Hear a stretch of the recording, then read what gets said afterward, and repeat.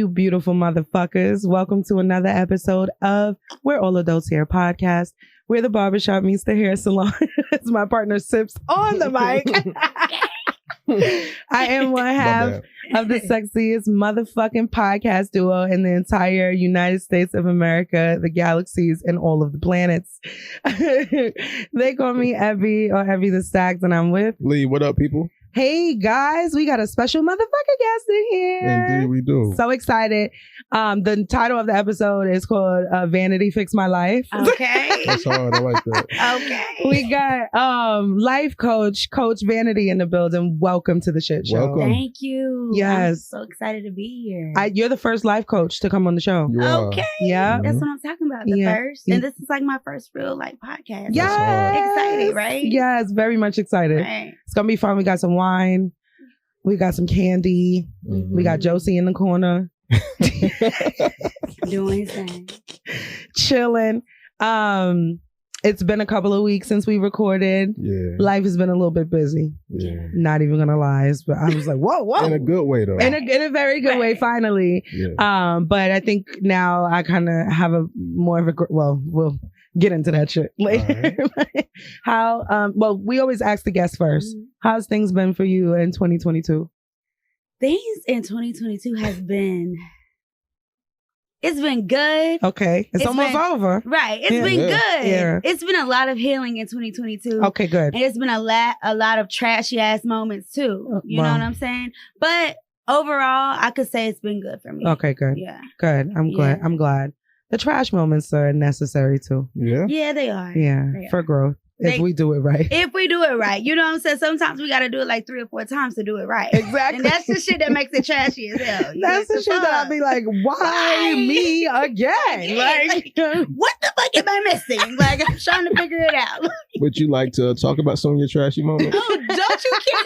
You see how you just like, boo. Yeah, he's a journalist. Open the door. I don't got time for that right now. Okay. Catch me in like 2 seconds. You know, maybe I might. When the wine start Right. kicking You know what in, I'm she's like, let's go back to the beginning. Right. You remember when you asked me that? I'm ready now. Okay. I bet. I tried. Oh shit, we'll get to that. We're definitely gonna get there, I'm sure. I'm sure. But just in general, it's been a great year, even with the ups and downs. It's been a great year, even with the ups and downs.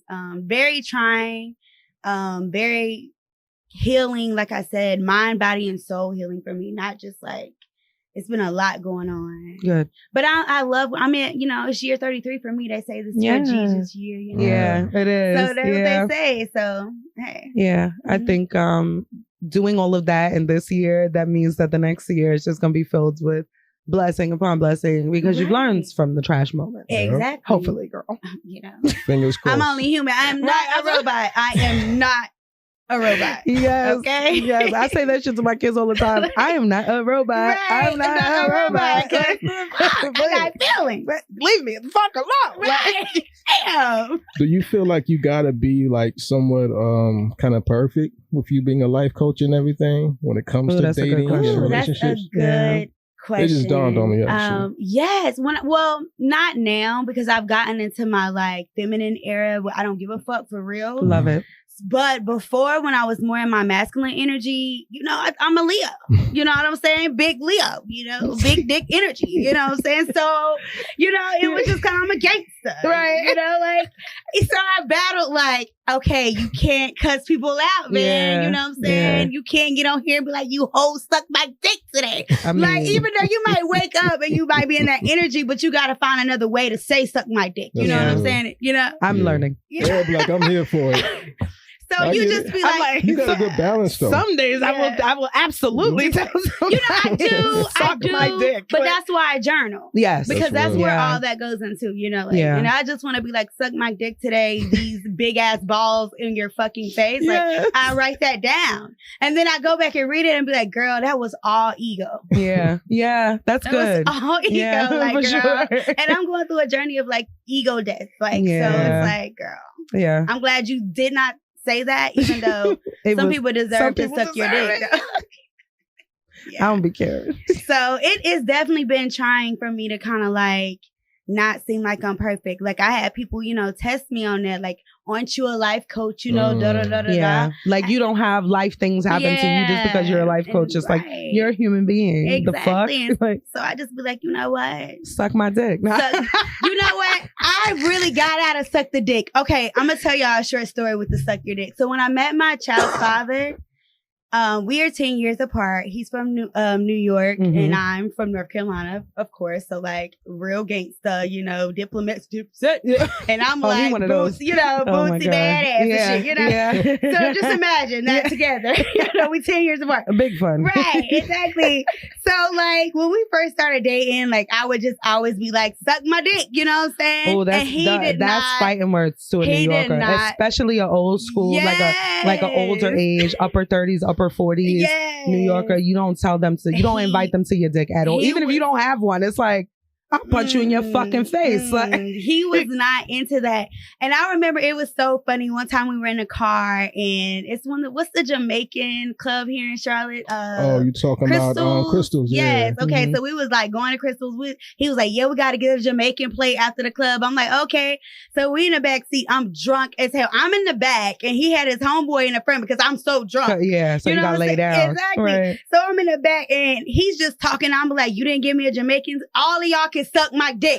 Like, oh my God. So he like, you really gonna sit here, my friend, and tell me to suck your dick? Now you talking about sucking his dick. Now you talking about sucking his dick. Everybody sucking dick. Like what? And I was just like, so we just would argue. He's like, because then I got pregnant, and he was like, you know what? You can't be talking about sucking dick with my daughter. Right. You know? Men are so ridiculous. Like, what do you mean? Like, I took a dick to get her here. Where'd you learn that behavior from? You talk like that, like suck my dick. Like, yo, women crack me up when y'all say shit like that. No, You've always said that. You've always said that. And y'all say it like with big balls. You know what I'm saying?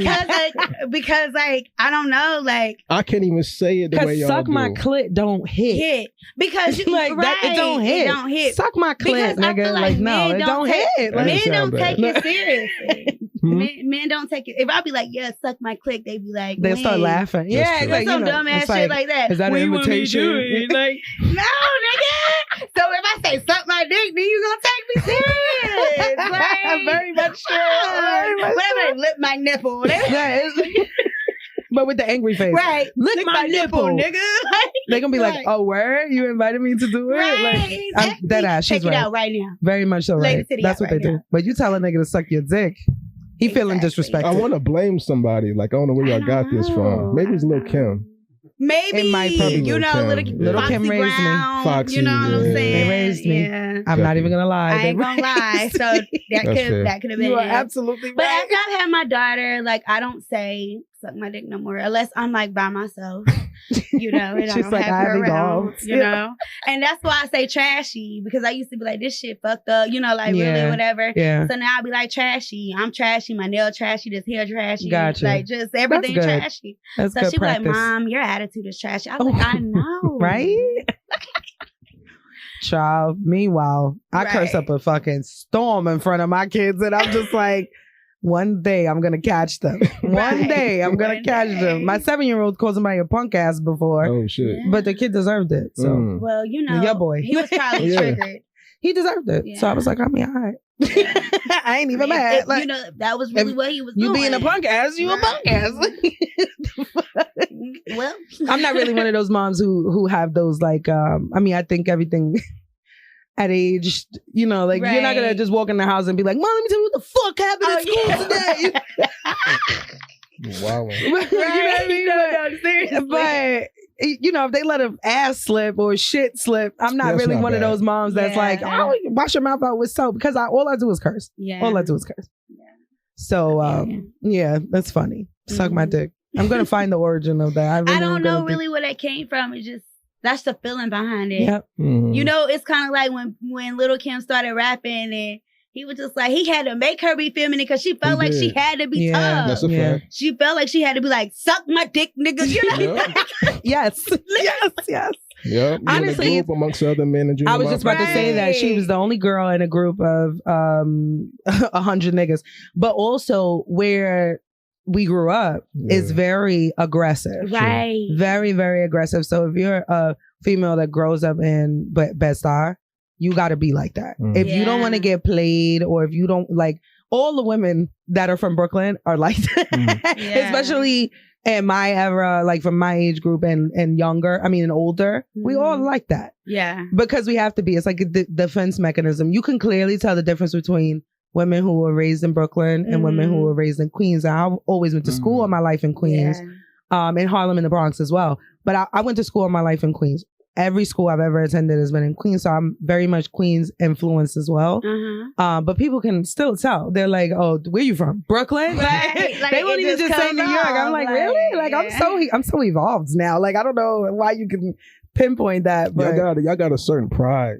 Very much so. Yeah, I think all New Yorkers do, though. Yeah, I'm not like no Brooklyn person, though. Really? Yeah, I don't know about that. I feel like all New Yorkers I think have it's a pride. all New Yorkers thing. Because they be saying like Buffalo is country, and I done been there so many times, but they have a pride. Yeah, they like I'm from Buffalo. Yeah, y'all the only ones that I hear. Y'all would call out y'all borough. Like most people, like I'm from New York. I'm from New York. I've never heard somebody say I'm from Harlem. I'm from Queens. They always do that. They always do that. Where you been? They always do that. I always say I'm from Brooklyn. I feel you. It might be the people that you're around too, or like because you've been exposed to just about everybody. But Queens people have a ton of pride. Harlem people, New York in general, do very much. Y'all call out y'all borough. Brooklyn is real quick. When people ask me where am I from, I say Brooklyn. I do not say New York. I'm like, because you know what Brooklyn is, right? Why would I say New York? I have to let you know. Because then I'm going to have to go, then they're going to ask me where, and then I'm going to have to say Brooklyn, so let's just cut the fat. Like go straight to it. But yeah, anyway, partner, how have your 2 weeks been? Dang, it has been 2 weeks, huh? Yeah, it has. It went by really quickly, though. That it did. It's been a breeze. I've been spending a lot of alone time. Oh, that's good. Look at that raised eyebrow. Because I'm waiting for the juice. On the way here, I was like, I wonder if Lee got some pussy in these 2 weeks. Nah, I ain't got none. Okay, I'm proud of you. Yeah, the woman I told you about who I was fucking with before, she was outside my crib on Thursday, telling me to.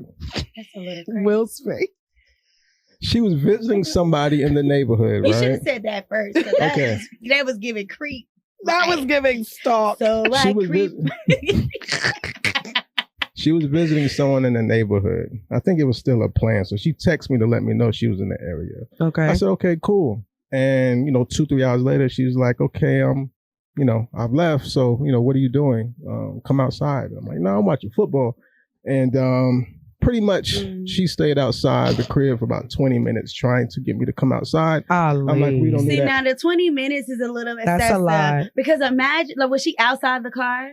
No, she was inside the car. See, that's crazy. Like, you boxed in for that long like that. Like, think about that. You crazy. You crazy. You gotta really think about the energy that you put into that box. Right, though. Like, 20 minutes in the car, you ain't sleeping. You just really on the phone trying to get this nigga to come out. Trying to get him to come out. After you told him that you was outside to come out and he said no, you still are that persistent. And she eventually got on she called me and we was on the phone and I'm like, no, I'm not leaving. I'm staying here.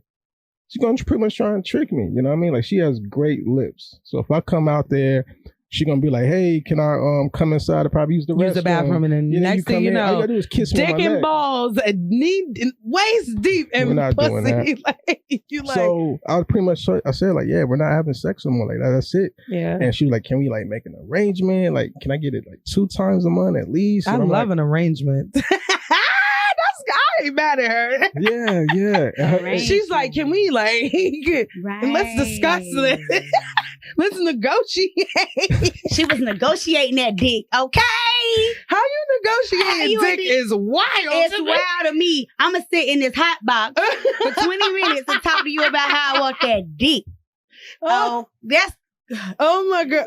You deserve the Skittles. Yes.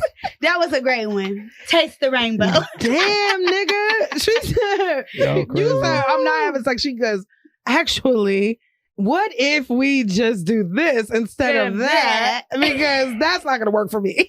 You know? She is persistent. Look at what she sent me a few hours ago. Oh, she wants the D. Yeah, look right here. Play with me tonight, please. I'm like, yo, I got pie later. Like, we're not doing this. She's so persistent. I would give in the past because it's kind of sexy a little bit, but nah, not no more. I'm putting my foot down. Is it teetering out of the sexy? Are you planting your feet? Yeah. You're funny. That's you're so sick. I'm serious. Are you? Is it going from being sexy to being annoying? To be honest with you, I hope she don't hear this. I'm sure she will. I'm sure she's stalking you. She sat in the hot box for 20 minutes about that. She listens to every episode. Nah, it makes me want to throw up. Yeah. Oh. Yeah. I don't blame you. I would be grossed out too. It's disgusting. Like, if I don't like when a woman is way more into me than I am into her. Man. And so that's like if I would have went outside, I would have saw her looking at me with them big googly eyes. It would have made me sick to my stomach. Yeah. Because I don't see you in that kind of way. Yeah. It doesn't sound good to say, but it's the truth. So I would rather you be open and honest, because I, as a woman, would be totally skeeved out. Yeah. Right. I would be totally like, I'm gonna call the police because I don't know what this nigga is on for real. Like sitting out trying to convince me to give you pussy for 20. No, but that's you gotta be a little off your. Let's just call it what it is. You gotta be a little off your rocker. How old is she? Oh, so that's what we doing. I just wanted to know. Oh, you know, nigga. We talk. I just wanted to put that out. Oh, so you know how old she is. I don't know how old. I don't know the age. I don't. I told you. You must have forgot. Yeah, you know I forgot. Like nah, she's 25. I said on the last episode. Yeah, and then you done gave it. But we had a conversation long before. Dick alike. That's what. And then you wonder why her 25-year-old ass is like parked outside in the hot box for 20 fucking minutes, and you done long dicked her. I'm just trying to figure out how you, and it makes you sick to your stomach. It makes me sick. Nigga.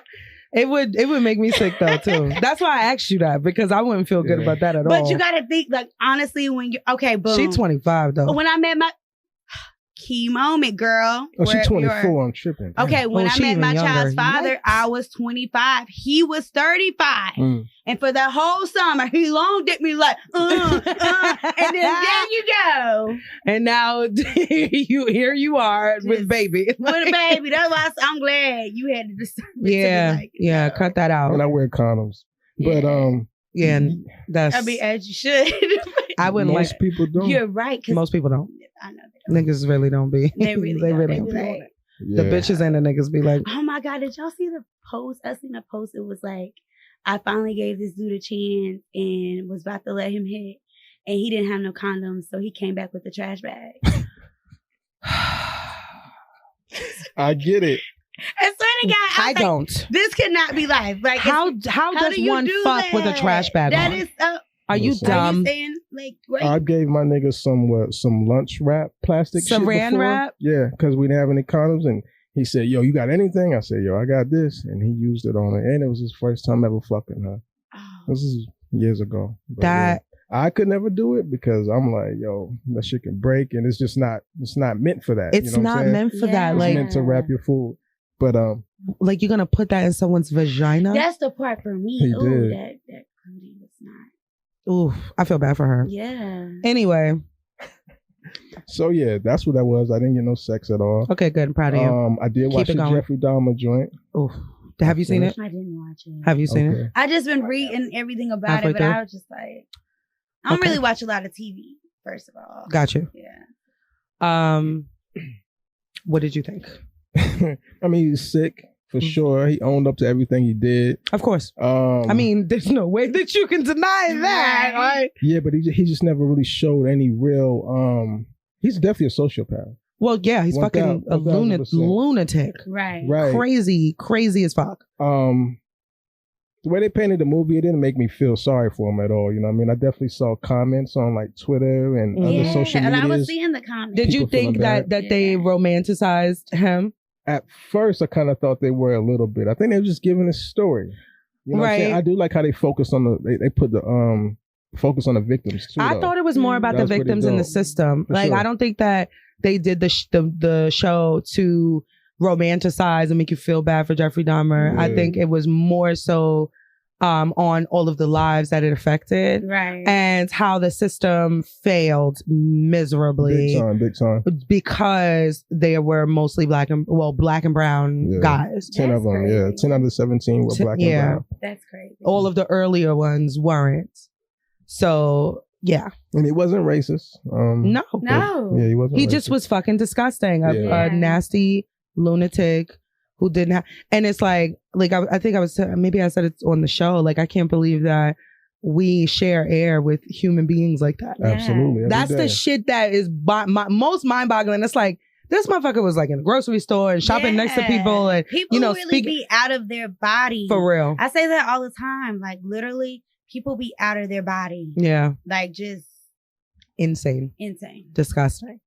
Yeah. But it was really dark. I tell everybody that like I've talked to about it that hasn't seen it, and they're like, have you watched Dahmer? I'm like, it was incredibly dark. Incredibly dark. I don't like to watch it. It was incredibly dark. Yeah. Like and I'm a true crime junkie. Me too. No, and I love me some true crime. I used to be addicted, but that's why I stopped watching. There was something about that one that I was just I had to watch it in doses. Never when the sun was down, and I like to binge watch it too because like I be doing a lot of shit. So if I'm a devote the time, I'm a devote the time. I couldn't even watch. It took me a week to finish, finish the fucking shit because I was like, okay, it's bright. It's 8 a.m. So you can watch it right now. Yeah. I'm the type of person. Then I gotta turn the music on and all of that stuff, so I'm not scared. Yeah. It was gross. It was sad. It's some different shit. Very much so. Other than that, just been chilling. We're in the month of October now. Yeah. So it's crazy. It makes me think back to last October when I met Colors, and so it just made me feel like, damn, like. Y'all would have been a year. Y'all would have been at a year. You know what I'm saying? Yeah. So, seeing the leaves and on the ground, there's autumn shit going on. So I'm reminded of that. Yeah. You know what I mean? The 49ers played the Panthers today. That's her team. You know what I'm saying? So it's not no thing where, you miss her. I miss how I felt this time last year. Yeah. You know what I mean? And I got excited for a change about being in a fucking relationship. Yeah. You know what I'm saying? Usually I don't find connections like that. That's local. You know what I mean? I come across those every few years, several years. Usually it's some shit long distance. You know what I mean? Where they on the Midwest or they on the West Coast somewhere. Yeah. So, yeah, I've been sitting with that. Would you spin the block for Colors? spin. Kodak. Okay, I need to know. I can't do it. You can't? Why? Like, what if evolution happens? Everybody grows. Yeah. So what if growth happens? Would you give her the opportunity to show you that things, I mean, that's even if she would even want to listen, you know what I mean? Because I'm the one that broke it off. You know? Like she took it bad. Not happy about she was bawling. And that shit was crushing me inside. You know what I'm saying? But I felt like this is the right thing to do at this time. Yeah. You know what I'm saying? Because, So I've been sitting with that. I do miss that for you. Yeah, me too. Yeah. That shit felt good. Yeah, it was good. Like, I see what y'all women be going through, man. We wasn't in the. I mean, we were. Summer Walker. Alexa, play Summer Walker. That shit be hitting so deep. It do. Honestly. It does. It really, really does. Yep. That was me a couple weeks ago.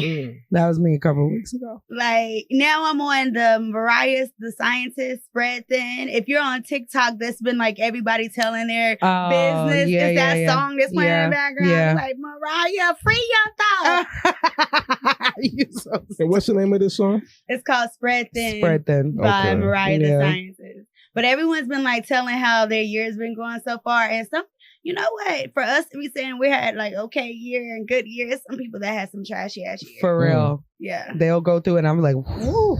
Like damn. Let me scroll. Let me keep going. That was a little too heavy. Right. Damn. Yeah. Okay though. I mean, I'm very proud of you for acknowledging your feelings. Yeah. In public. Mm-hmm. That's 2 years ago you wouldn't have did that. 2 years. 2 years ago you wouldn't. Nah, I wouldn't have. Yeah. I'm proud of you for doing that. Yeah, me too. But other than that, it's been chill. How about yours? My 2 weeks has been really busy trying to balance 2 jobs. And as if I needed anything else on my plate, I am starting a new business. Nice. Just for myself, by myself, no partners. I have a business. I make crystal jewelry. Okay. With my sister. And if I'm being transparent, I do maybe about 85% of the work. Yeah. But it's not a 75-85 split. Right. It's not a split. Right. And I just have ideas about my brands. I'm an author, a budding author. I guess, you know, I'm finishing my first release now. Almost done with that. Nice. It's a lot of fun creating this. But like I need to brand myself as an author, but in all things paper. Okay. And sayings and stationery and shit that you could walk around with. I'm being vague on purpose. Yeah, no, I get what I get. Right, I get because it's your idea. Yeah, right? it's literally protects your idea. Still in the makings, but like I'd had a couple of conversations with people who are close to me, business wise and personal. Alyssa is one of them. She's the girl who owns the store that I have my jewelry and stuff is in the store. Oh, okay. And I work part-time in the store too, which I love. It's the greatest experience ever. See, because you get to meet so many people. Yes. And I just love interacting with humans and brightening up their day and then brightening up my day. It's a different kind of energy exchange that happens at this particular store. Because any other, like Forever 21, it wouldn't happen. You know what I mean? But like, it's a small business that houses 34 small businesses, and one of them is mine. So I just feel like some type of ownership over the place. It's different. And it's just dope in the store. Right. But I was talking to her just about like, I need to do something that's for me. And she really encouraged me. One thing about having like, this is going to sound crazy, but there's one thing about having white friends that have been taught to raised and bred to go for the gusto and to get paid for everything that they get. Right. I think Black people are used to doing shit for free. Absolutely. That's why people are so comfortable with asking us for free shit, favors and looking out and this, that, and the third. She is really reminding me that I myself am a brand. Yeah. That she's like, you are bigger than Nana's Girls. I'm sorry. She's like, you are bigger than this. You are bigger than that. She goes, in a couple of years, your shit's probably not even going to be in the store no more. You're going to be too busy, too big for this. So let's start planting the seeds now of your brands. And I'm like, she goes, that doesn't have anything to do with anybody else. Yeah. She goes, because everything that you are attached to, the people going to eat. Your sister gonna eat. The podcast guys, they gonna eat. They gonna go with you where you grow. She goes, but you have to nurture you as a brand. And so I told her what my idea was, and she was like, it's fucking perfect. I told her what the name of the business is. She was like, it's absolutely fucking perfect. Do it. And I feel like, you know, I know I have Capricia. Capricia is our manager for the show. She's also my personal manager. And she's just waiting for my shit to do something. But I often bounce ideas back off of her, and she's one of those go-getters, pit bull in a skirt type of shit.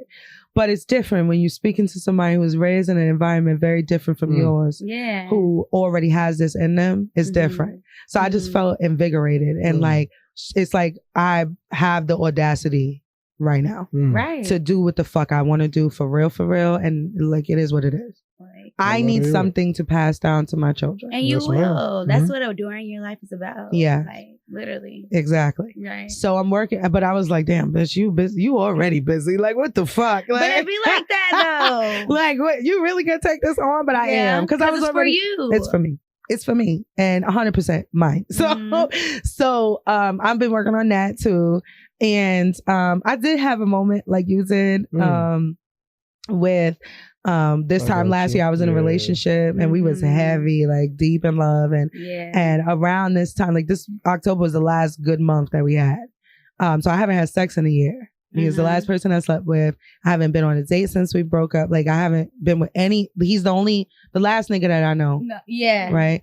And we broke up in February of this year. So I did have a moment because I was like, damn, like I don't have nobody to go to the movies with. I ain't got nobody to go to dinner with. Like I want to go on a date. Like I have some free time sprinkled in and out of here. I want to go do I don't want to do it by myself. And I want to be building with someone romantically. And then it made me think about this nigga and what I was doing last year this time. And I was like, damn, like you really fumbled the bag. He really fumbled the fucking bag. In hindsight, it was best, obviously, but it was really good. October was the last good month we had. I love October. Child, October is a tumultuous month for me, for real. It's a great Lots month of for me. fucking fuckery happened to me in Really? October since 2020. You remember? Mhm. Oh, that's 2020, Yeah. and then fucking 2021 ish. You know what I mean? Yeah. And now I'm in a great place, business wise and personal. I'm healthy. I feel great. I live a really great life, a really full and purpose life, for sure. But it's that is the one thing that is missing. I know it's gonna come, but it still is like, but when though? Like, I want to be planning my wedding. Like, Right. The fuck? You gotta trust in that divine timing. And I do. That's really the test, I do. though. I just That don't shit have right patience. That's my problem. My problem is I don't have patience. But for guess for what? it. You just taking that energy now and putting it into your brain. I am. That's exactly what I'm doing. And that's really gonna, like, you're really risking it all on yourself. That's really gonna make you that money. Yes. September 30th was Capricia's birthday. Shout out to Lieutenant Dan. What up? So she had a dinner, a very small dinner, and I went to the dinner, and that was the first time that I had gone out. How did That's you clip. feel? Huh? How did you feel about that? It felt good. I got dolled up. I got cute. You know what I mean? I got super dressed up. I did my a full beat, child. I was like at almost 2 hours on my makeup. Right. Like I was having a grand old time. And I was like, for this little hour that we're gonna be at this dinner, I really enjoyed myself. It was great. It was great. I was in great company. People that I had never met, like her family, her brother and sister. I hadn't met them yet. So, and we've been best friends for close to 7 years now. So I'm like, damn, like it's the first time I'm meeting these people. But it was fun. But it was like, damn, I really haven't gone out in forever. Yeah. So I need to start changing that. But definitely you gotta get out the house. Needed you for space the other night, but I knew not to call your ass. I didn't even see it until the next day, and it was gone. You wouldn't have came anyway. It was gone. I was gone. I probably wouldn't have came. You gotta go. I know. When I pulled up today and you were standing at the steps, I was like, oh, she's beautiful in person. Thank you. Thank Girl, you. they need to see you. Stop sleeping on yourself. Right. Like, yeah, all this big energy she's keeping inside. I really am though. Like, but it's not really inside the crib because I be outside all the time, just not outside for leisure shit. But you gotta be outside for you. I know I do. I know I do. Even if you're just going on a date by yourself, like whatever. Like so we were that's how you gonna meet your nigga, like your man. Yeah. You're gonna be outside doing something for you and he gonna be like, oh, I love your personality. That's how it works. You'll be okay with going to the movies by yourself. Did you go the other day to see? I did not. Terrible. So but it wasn't because I don't want, because remember I went to the movie. No, it wasn't. Remember I went to the movies by myself before and I loved it. That's why that post shocked me. Because there was no, so I looked on the Synergy app. There was nobody you was nobody else theater by yourself. And I was like, I'm gonna get trafficked. Like I'm gonna have to carry at the fucking movie theater. No. And I was like, I don't want to do that. I don't want to be in there by myself. I'm gonna get scared. They're gonna drag you out of the theater. They're gonna drag you out of your seat. Like they ain't got cameras inside. Come on now. You don't have to go to the lobby or nothing. So then like my mind started going crazy. I was like, what if like my car's the only car in the fucking parking lot? Like whole movie theater empty, not just my theater, but like the whole. She loves to self-sabotage. I'm telling you. I do. I talked myself out of that because I really wanted to go, and I had the time to do it. I had the money to do it. I was like, I'm just gonna go. So what did you do with your time? Nothing. Trashy as fuck. I laid in the bed. Trashy as fuck, Bri. That was not it. I know. I really felt dumb the next day, so I checked my Instagram, and bro hit me up, and he was like, "All right, but did you go?" And I was like, "No." I felt so stupid. Okay, so boom, like if you don't want to do that, you could have went skating. That's like, even if you fall, you and never kids is falling. Like, what are you gonna do? My daughter's 5. Like, I'm gonna need the thing. I'm gonna need the bar and shit like that. Other things a bitch like me can't skate. I love doing shit by myself. Same. I will drive around by myself, and I'm not opposed to going to dinner by myself. I've done that a lot. I will go out to eat by myself. You gotta drive by yourself anyway. That don't count. Don't give yourself points for that. I would drive around by myself. The way your head cocks to the side, like, bitch, please. The fuck? What is you talking about? You do that all the time. Right. Yeah, I always drive by yourself. Like. No, I'm not giving you that.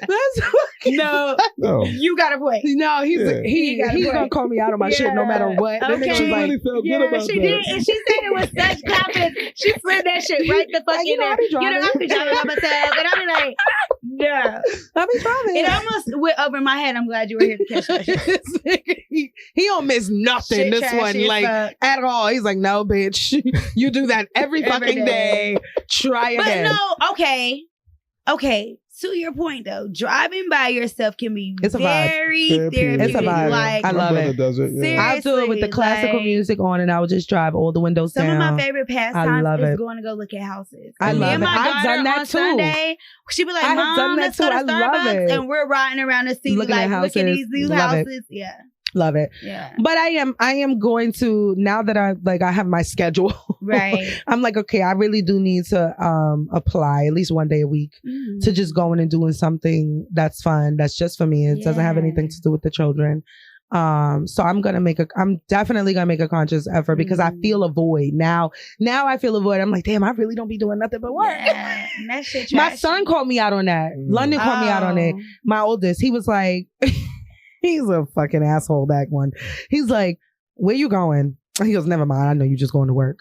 And Damn. that's so trashy. You don't And know I my said, life. you don't know where I'm going. He goes, Ma, you don't do nothing else but work. And I was like, I said, because I'm trying to, he says, I know what you're trying to do, but you really don't do nothing. You need a life. And then he starts yelling because he's big and gay and flamboyant and just he's fucking, like, you need a he's like, life. you need a life. You need to do something. Grabs me by my face. He was like, go do something. Yeah. It's like, all Shout right, out to son. London. Shout out to London. Shout out to London. I promise y'all I'm not sick. I knew you I was know. waiting for it. I You promise good. y'all I'm not It sick. didn't know, sound you like a already sick told cough. me. You It good. didn't. It's not. It's a dry. We know that sick cough. We know that's Yeah. I did watch like there was a post on Spiritual Word on Instagram that said it was like the top 10 things that happen when you don't have sex. That happen to you when you don't have sex. Yeah. And I was like, oh shit, like your vagina gets dry, which doesn't happen to me. Wet over here. Okay. I read something like that too the other day. But that's not the first time that I've seen that. And that your dick, something happens with the dick. It Your doesn't. dick gets smaller. That's scary as fuck. Like, yeah, I don't want that. Nor the ED shit. But, It was the ED one that I saw. What's the ED? Erectile dysfunction. no, Like it that's won't true. work. Yeah, that's After true. a while, like it's you gotta exercise You gotta it. exercise. It's a Exercise, eat muscle, good. right? Yeah. So I was Yeah. like, damn. So does masturbation count? Because I could do that. Because I'm not about to be fucking nobody's son for nothing. at Yeah, this point in my no, life. and at I've this had enough point, of that. It's just trash. I've done it. It was fun. It was so much fun. Regular It was day, not fucking meaningless fun. sex. It was amazing.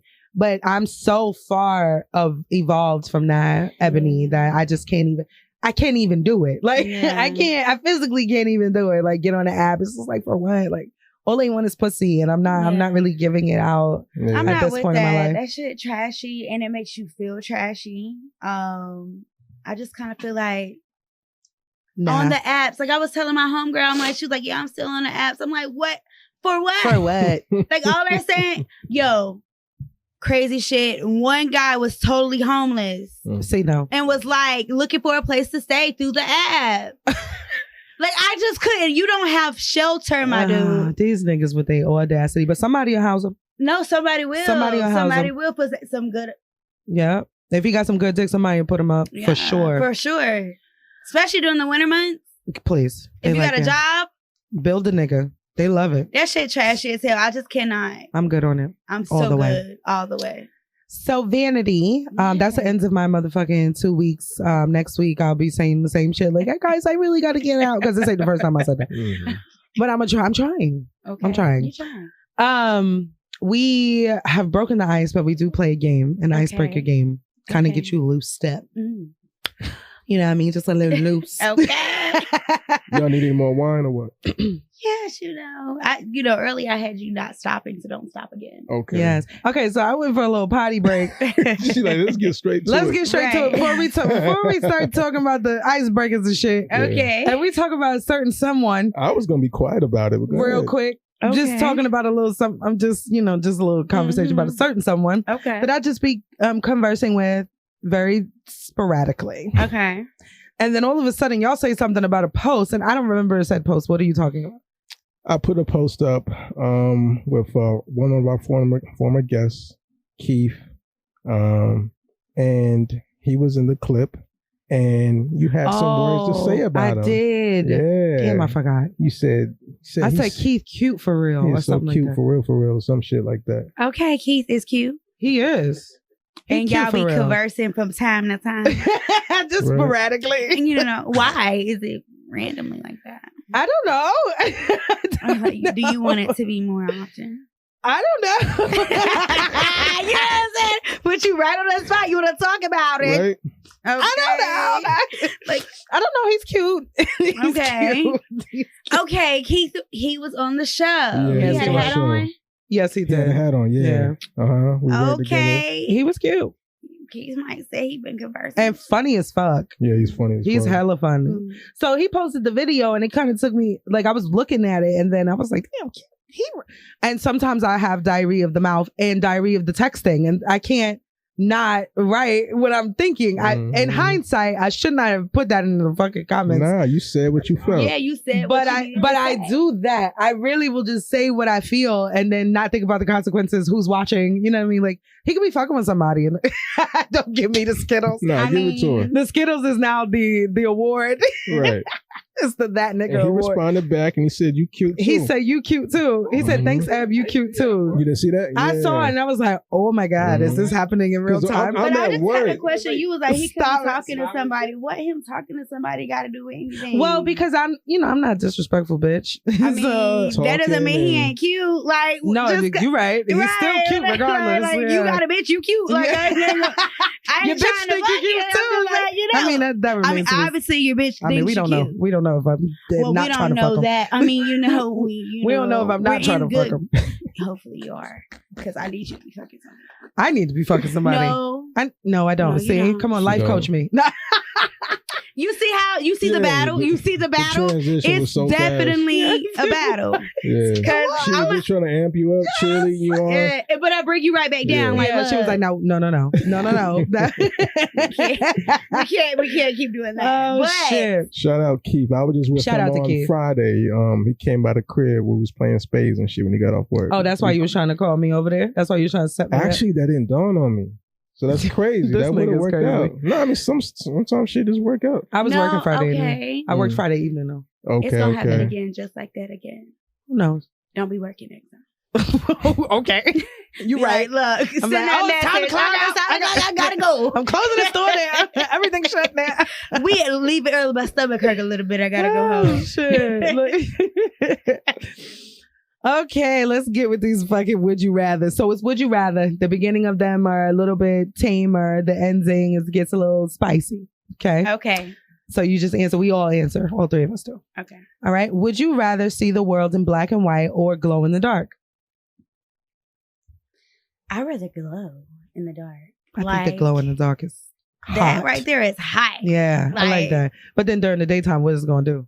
Mm. It's cool. It's just going to look regular. I'm still glowing, but just because it look regular don't mean I ain't glowing, man. You can't see it yet. You can't see it yet, but went to the light. Turn the lights on. Turn them lights Turn the lights on. I'm glowing, bitch. I've been glowing all day. Like, I can't help that you missed out on the glow. Oh, Like, shit. That's funny. Yeah, I like that. Yeah. What about you? I guess black and white. I'll go with that. Really? Yeah, sure. I want to glow in the dark. Yeah. I like that shit. Lee, I could, you know, I could I would see- imagine, yeah. I would think Yep. you would say Black and white. Why? You got because something you're smart just to a say. black and white type of person. No, I'm not. You a Yeah. classic. You a classic. That's nigga. what I mean. Like That's what you're you- just okay. like, Yeah. like you're just like, you know, when I see you as an Subtle. old man, I see you just like, I got you. you know, plant your feet planted. Plant your feet. Like I see that. Oh my god. I see what you did there. She is a I nut. like that. I Yes, love she it. is. I really do. Yeah. All right, next one. Would you rather wear the same? Now, this one right here, Okay. y'all gonna kick my ass with this. Okay. Would you rather wear the same dirty underwear every day, and only wash it once a week, or wear clean, wet underwear every day? So dirty, dry drawers every day that you only wash once a week, or clean, wet underwear every day. Well, if they're clean and they're wet, that means they're gonna get dry at one point because how they gonna stay wet? I mean, who knows how long that's gonna take?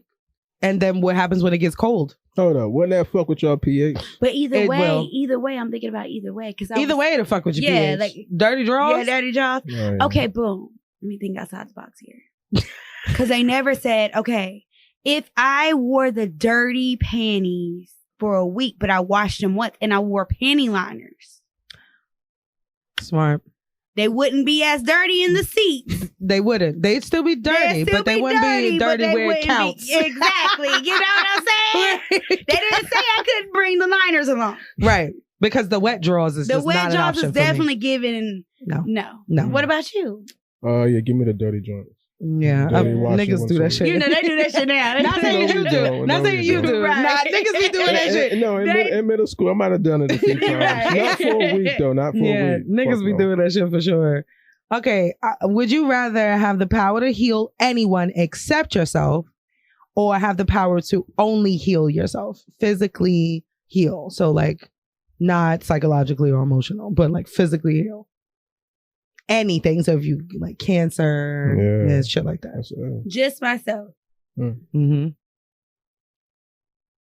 I'm thinking outside the box here, too. Mm-hmm. Oh, this one's a little tricky. Yeah. That's a good question. Thank you. Thought of it all myself. Well, right now, with the phase I'm in right now, if you ask me that, later on, I might change my mind. But I would rather heal myself. Definitely. I got you. I understand. Yeah. Me too. Yeah. Mm-hmm. I can't save myself. I can't. I thought about it. As I was writing, I was like, what would I do? I can't. I couldn't. Why? Because I can't watch other people suffer. It's really heartbreaking for me. So if I have the option, like if God gave me the option to choose, I would choose heal other people. Yeah. Without a doubt. Mm-hmm. Like we're talking about my children, y'all, you know what I mean? Like if I was fine, I would just have to take extra precautions and take care of myself better. But like if one of my homies got cancer, I'd be like, oh, let me just put my hand on your forehead and you healed, type of shit, as opposed to me where I could very well live a life where nothing ever happens to me. So I just couldn't do it. Like, you know? No, I feel you. that's my answer too. Definitely. Yeah. I feel like if everybody adopted that mentality, then we all be able to heal each other. Exactly.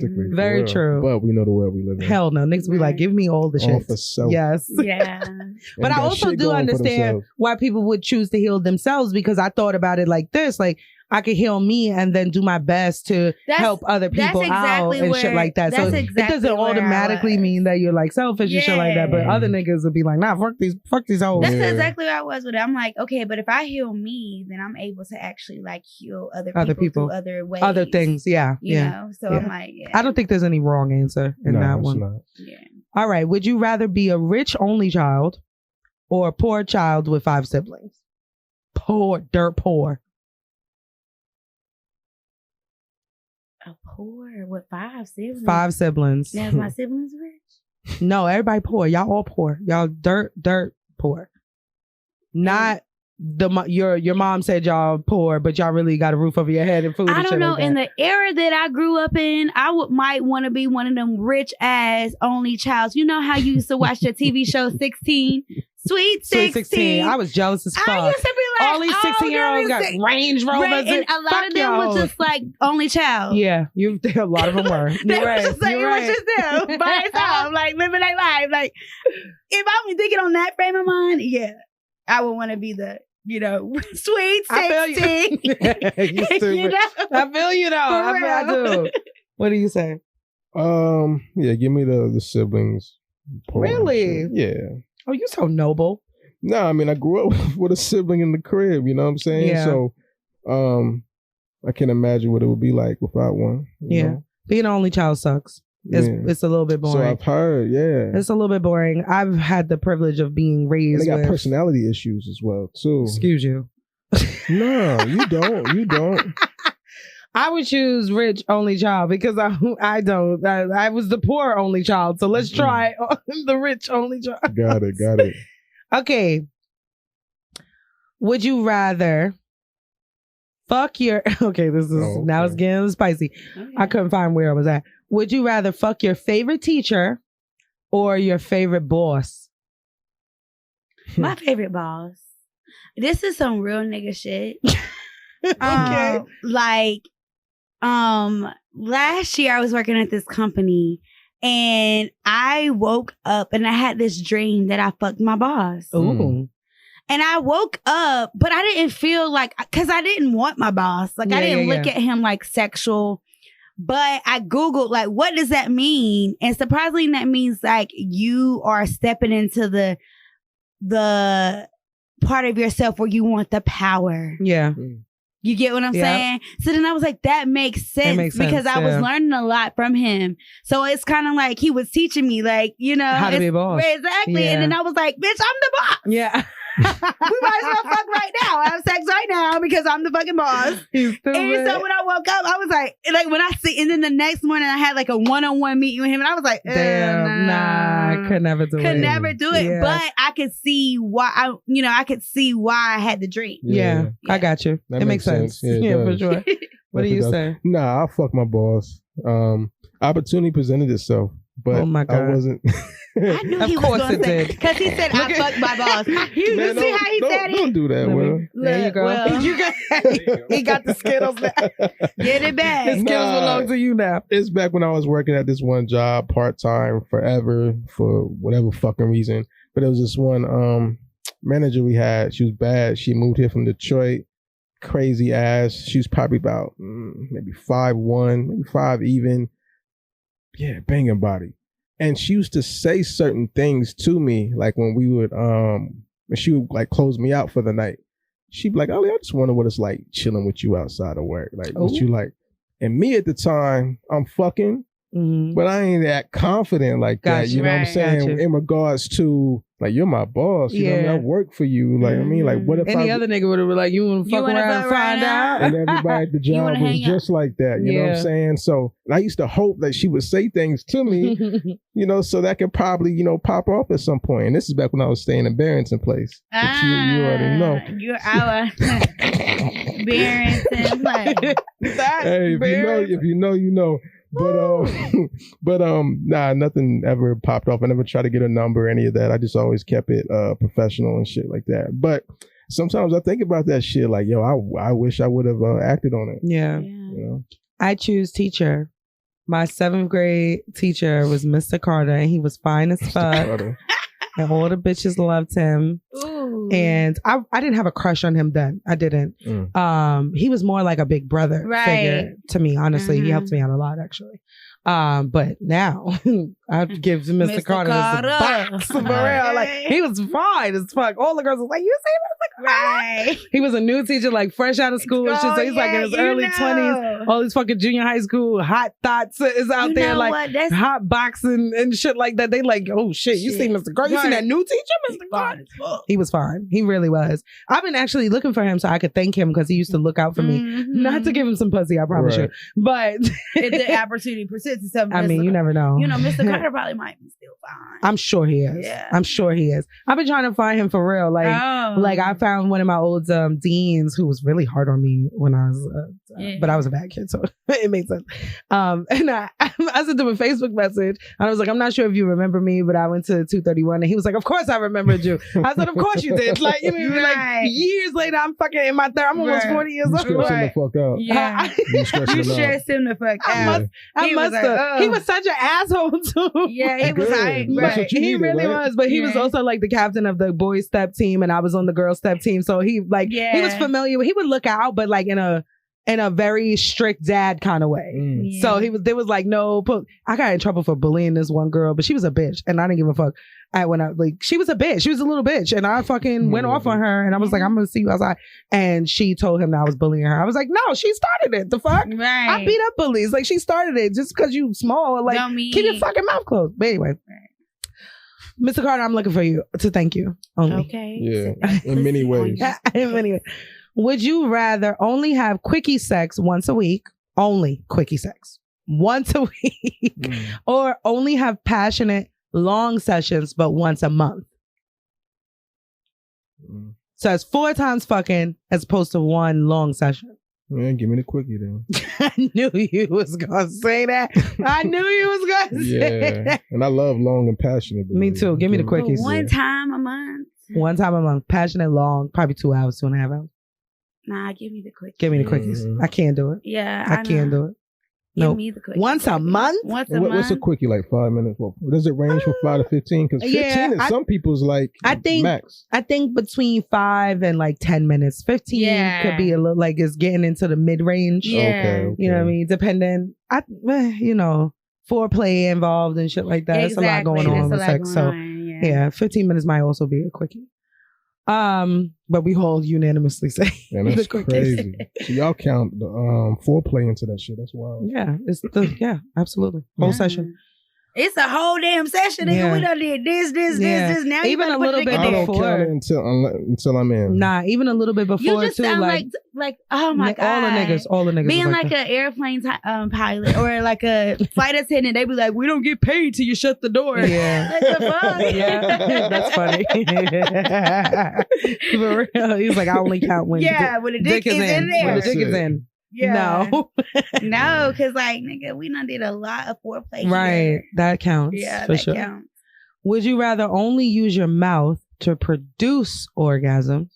Only. So the only way that your partners get a nut is only when you use your mouth or with your hands.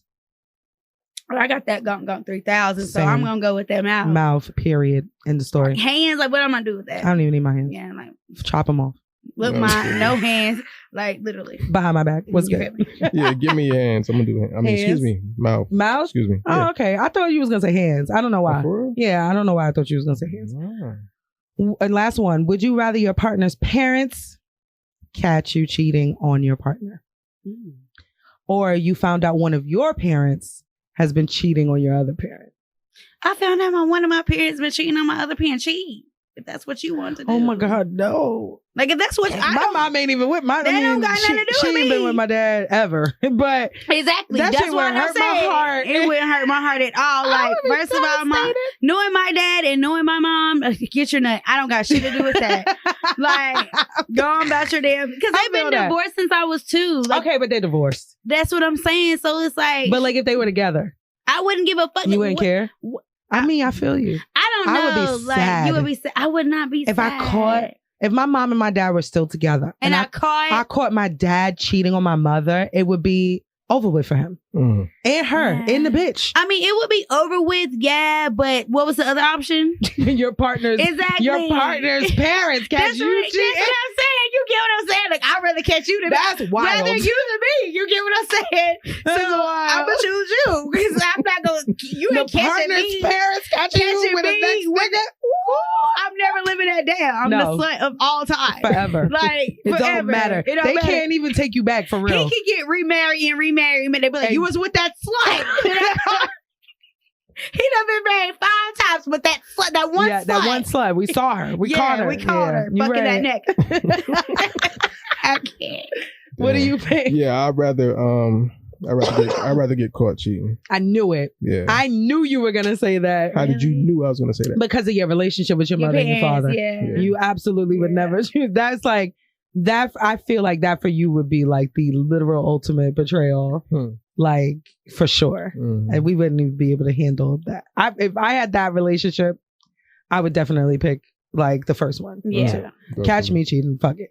Yeah. But that's still tough. Because even if the nigga or the bitch wanted to take you back, she couldn't because her parents. Right. That's what I'm saying. It's just so tough.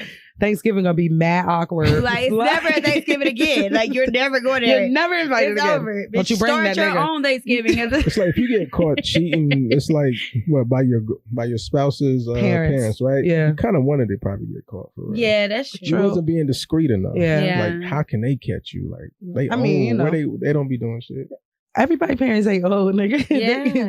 Niggas be going on fucking staycations with their wives and shit. And you creeping out the hotel room with the lobby with the bitch, and they creeping in trying to check in on their little staycation, and they see you. That's how it should be. Like, no, you're right. And they be like, ain't that late? Yeah, they start you know they don't know how to work their damn phone. No, the mother got the phone. She's like, let me see. Let me get this shit together. That's a fact. You're right. I'm about to call her ass right now. Late. I know you here, but she gonna call your ass out. Oh hell no! If that was my mama, she not about to play no motherfucking My mom games. too. Like, oh, I knew you was sorry, Yeah, motherfucker. Right. I got her on the phone. How you work this FaceTime? You know, way to FaceTime. My mother FaceTime like this. Ma'am, I'm looking up your fucking nostrils. Can you just hold the phone in front of For you? real, like, You better not be one of them when we get older either. I know it's gonna be. Yeah, it's gonna my be- kids ain't never gonna Talking let shit. me live that down. no, they boy. not. By the time we old, it's gonna be holographic shit. Yeah, we we're gonna be like, which one's how do you do that? How do I get it to go full Is screen? For real. Oh my god! For real. All right, so let's get into you, darling. Okay.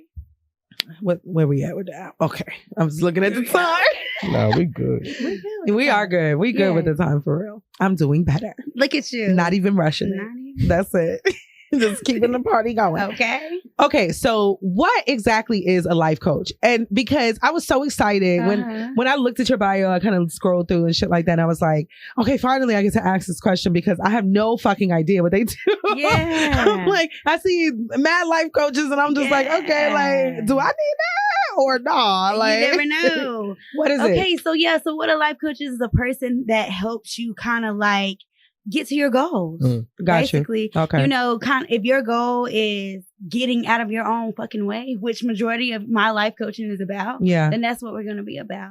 So it's like, what goals do you want to achieve and why you're not achieving them? Let's get to the root of why you're not achieving them. And then let's go ahead and accomplish and celebrate our wins. Yeah. Like, you know, a therapist is more of like, let's talk about the trauma. That was my question. My next question was like, what's the difference between a life coach and a therapist? Yeah, so let's talk. They want to talk about the trauma, you know, and a lot of times with life coaches, when you're dealing with like choosing the client, it's kind of like, you know what, you got some You might past need trauma. a therapist. So let me refer you to someone that I know. Got you. That type of deal. Yeah. But once you're done with that and you're like, okay, I'm out of the trauma and I'm ready to just achieve my goals, Mhm. that's what it's about. So when you're working with me, I'm just going to ask you what makes you happy. Yeah. That's the first question I That's ask. dope. Yeah. Do you work in tandem with other like therapists and life coaches? Like Yeah. it's a whole community. It's a of whole it. little community. I I saw actually it. have a community, I saw it, right? yeah. a coaching community called For the Love of Coaching. Mhm. So if you're inspiring to be a coach, want to be a coach, it's definitely a place where you can go and just kind of like build you as well. Because, you know, a lot of people is like, oh, I want to be a life coach, but they don't know how to build their brand. Yeah. You know, they don't know how to do reels, or they feel like they've been life coaching their whole life, but they don't even know how to be certified, what it looks like. Gotcha. So that's what, you know, For the Life of Coaching is all about. That's So dope. you got to go to class like school and get certified. I mean, to you do it, yeah? and you don't. Like, Okay. because it's not like a field where it has to be like, you have to do this, you have to get your certain amount of hours. Mhm. But it is a field that we need to know what your niche is. We need to know what you're talking Gotcha. about. You get what I'm saying? Gotcha. Like, you can't just be all over the place. That's why they have like business coaching. Right. And, Okay. you know, Okay. yeah, that type of deal. All right, so that's the difference. I'm glad I asked because Yeah. I was like, what? Like, I don't know what they do. And, like, Yeah. it seems cool. Like, they helping niggas out and shit, but I don't know Yeah. what's the difference. So, okay, I got you. Yeah. Are the majority of your clients men or women? Both. Really? Even amount. That's good to know because I had this like impression that men don't go to life coaches. No, because I guess, and you know what? I guess because when I say they're so used to like therapists, they get all like, So if you be like, I'm going to my coach, it feels It sounds better too. Yeah. It sounds better, Say. you know? Yeah. And a lot of men, they don't want to deal with their trauma. But if you're that scarred, I'm going to make you deal with your trauma before I become your coach. Because Gotcha. we can't get to the goal that we're trying to achieve if you're If like you don't always work through your bringing up shit. your That's a fact. shit. But a lot of guys, it's like, hey, I'm here, you know, like, I don't know, like I want to start this company or whatever, but Mhm. I got a lot of things going on with my child's mother. Because one of my niches is co-parenting. Mm. So like, I can't focus on getting to my goal here because I need to work this goal out. So that's okay. So right now in this season, we're going to work out this goal, Gotcha. you know? And so that's what it's about. When you do the co-parenting one, you do it with both the parents? I do it with either one. Or I could do it with the other. Like, it's very hard because it's hard to get two parents at one. But I do. I have like literally. I might need to hire you for real. Right. I have some parent, that's at that level of maturity. Yeah. It's really about the maturity. My baby father would never be. Yeah. Like, I mean, at the level of maturity to be like, you know what? Let's get this life coach. Let's work. Let's work to do this because I don't want to talk to you directly. But maybe if I had a coach or something crazy like that, because I believe like child support is good, but it's trashy at the same time. It can be. Yeah. You get what I'm saying? And if you just know how to like communicate effectively, it's way better. And set your boundaries and follow through what the fuck you say you're gonna do. Yeah. Then you can actually not be on child support, be getting support, and have a great time, and your kids don't have to suffer. Yeah. That's what I try to do with my kid's father. Yeah. And it's not always a great time because he is not always as communicative or as like helpful. Yeah. He's just like, for the majority of my kids' lives, he wasn't helpful at all. 0%. Mm-hmm. So now he's kind of like inching his way back into it. And I'm like, one part of me is empathetic. You got to get your life back together. But the other part is like, I've had to get my life together while parenting. Right. While physically, emotionally, financially taking care of everything. Mm-hmm. So I'm giving you this grace that you have not given to me. Right. So it's like, I don't really feel like it's fair. It'll never be fair though. And that's my whole thing was just like, it just won't never be fair. I'm always have the brunt of the work and it just is what it is. Yeah. I'm just going to eat it. You know what I mean? I'll be rewarded for that when the kids are adults. Yeah, that's definitely. It. They're gonna always choose mama. Okay, period. Look, my kids had a choice to go with their dad this weekend, and the two oldest ones did not. But surprisingly, even in a relationship, like I co-parent people that's actually in a relationship together. Yeah, because that's co-parenting. It is. So people that's even in the relationship, they're like, every time I say no, he says yes. Yeah. Now we're like arguing. Yeah. Now it's getting in the way of our sex. Now we are not liking each other. So it's like deep. So either way, it could be like trashy, or the kids can grow up and be like, you know what, mommy killed it. Regardless if you're with someone or not, the mother is always going to be the one that does the most. Yeah. Yep. And my mom said that to me when I was pregnant. I was like, well, whatever. But no, it's true. It's true. No matter what. No matter what. It, right? Yeah. I want to talk a little bit about emotional intelligence because, like I said, I was looking on your page. Yeah. Do people really lack? Like, do people really lack? First of all, explain to the listeners what exactly is being emotionally intelligent. Yeah. And then, like, people really be lacking it for real? Yeah, like, are they just like under a rock? Like, no, seriously, people being like lacking emotional intelligence is just like really being out of touch with your emotions, like in general. Yeah. And therefore you're not in touch with other people's emotions. Yeah. Like, you just literally live under the rock. Like you said, you literally have gone numb. Yeah. To a lot of things. And that's really where the intelligent part comes in. You're so numb that you don't even see that your kid is cutting herself. Yeah. Or that she's not eating anymore because you're so numb to it. Yeah. Yeah. That's sad. It gets deep. That's sad. It's sad. Yeah. And it affects not having good emotional intelligence or being just emotionally aware of yourself. It affects all the types of relationships, not just the romantic ones. Oh, absolutely. Yeah. There's people who don't even know how to read a room. Yeah. Right. Yeah. At all. You'd be like, are you okay? Weird. Like, yeah. They just be out of it. And I hate that. Yeah. Because that's what brings in all the anxiety. That's why people have anxiety. Yeah. Like, that's why they can't be in the rooms with a lot of people, on top of COVID anxiety that created. Because people really, that is real. But it really makes people have anxiety because they haven't dealt with their emotions. They don't even know how to deal with their own emotions. Let alone everybody else. Yeah, so they see somebody else over there sweating. They're like, what the fuck? What the fuck they sweat for now, because your emotions, they might be sweating because they're going through whatever. They might be on the drugs. They might be high or whatever. Now you're overthinking it. Oh, they're sweating. They about to pull out the knife. Yeah. Like, don't got nothing to do with you. Like, you like, chill out. But if you put yourself in the room and let yourself feel and have the emotions, you will overcome. That's a goal. Yes. Yeah. Do you work with a lot of people on that? Like a lot more people on that? Like, that's good. Yes, girl. Especially a lot of You're saving the world. Yeah, literally. She No, literally. Like you literally have your cape on, especially the younger generation, because they are so out of touch with life because they live through the phone. Like we all do. Yeah. But it's just on a different level for them. Yeah. And so it's just like they really care what people say, do, how they're gonna look at them, how they're gonna whatever. They really care about that, you know. And that's gotta be tough for you. Yeah. To try to What's break like them your out of youngest client that you have? Yeah, my youngest. Well, I have it where if a parent wants their kid to be, they would have to like sign the paperwork for that and the waiver for that to get done. But my youngest client is 16. Wow. Yeah. Wow. Mm-hmm. Oh my gosh. How long do you typically see your clients? Like do they stop going to you after they've reached the goal? I've had some that stop. I have some that stop and come back. I have some that I still continuously see because you're never that's the point of life coaching. Yeah. You're never going to stop reaching your goal. And I would never want you to stop reaching your goal. But if you're a good teacher, you want them to be able to let your hand go. Yeah. You know? True. And then that's gotta be bittersweet. It is. Like if you've been working with someone for like 3 or 4 or 5 years on the goal and they're like, all right, coach, I'm good. I'm good. I don't want to be your and literally I'll be like, okay, great. Yeah. Let me know if you have something that comes against you, let me know. Yeah. I'm here. Cause basically for a life coach, you're a person that doesn't let them feel alone. Yeah. Yeah. With anything. Yeah. Like I coach, like I said, co-parenting, but my main one that I start off with, regardless if you're doing co-parent, is mindset. Yeah. And that's never gonna it's never gonna like stop. Yeah. You're gonna always click to the next level. So yeah. What do you find time for yourself? Like when do you find time for yourself? I do.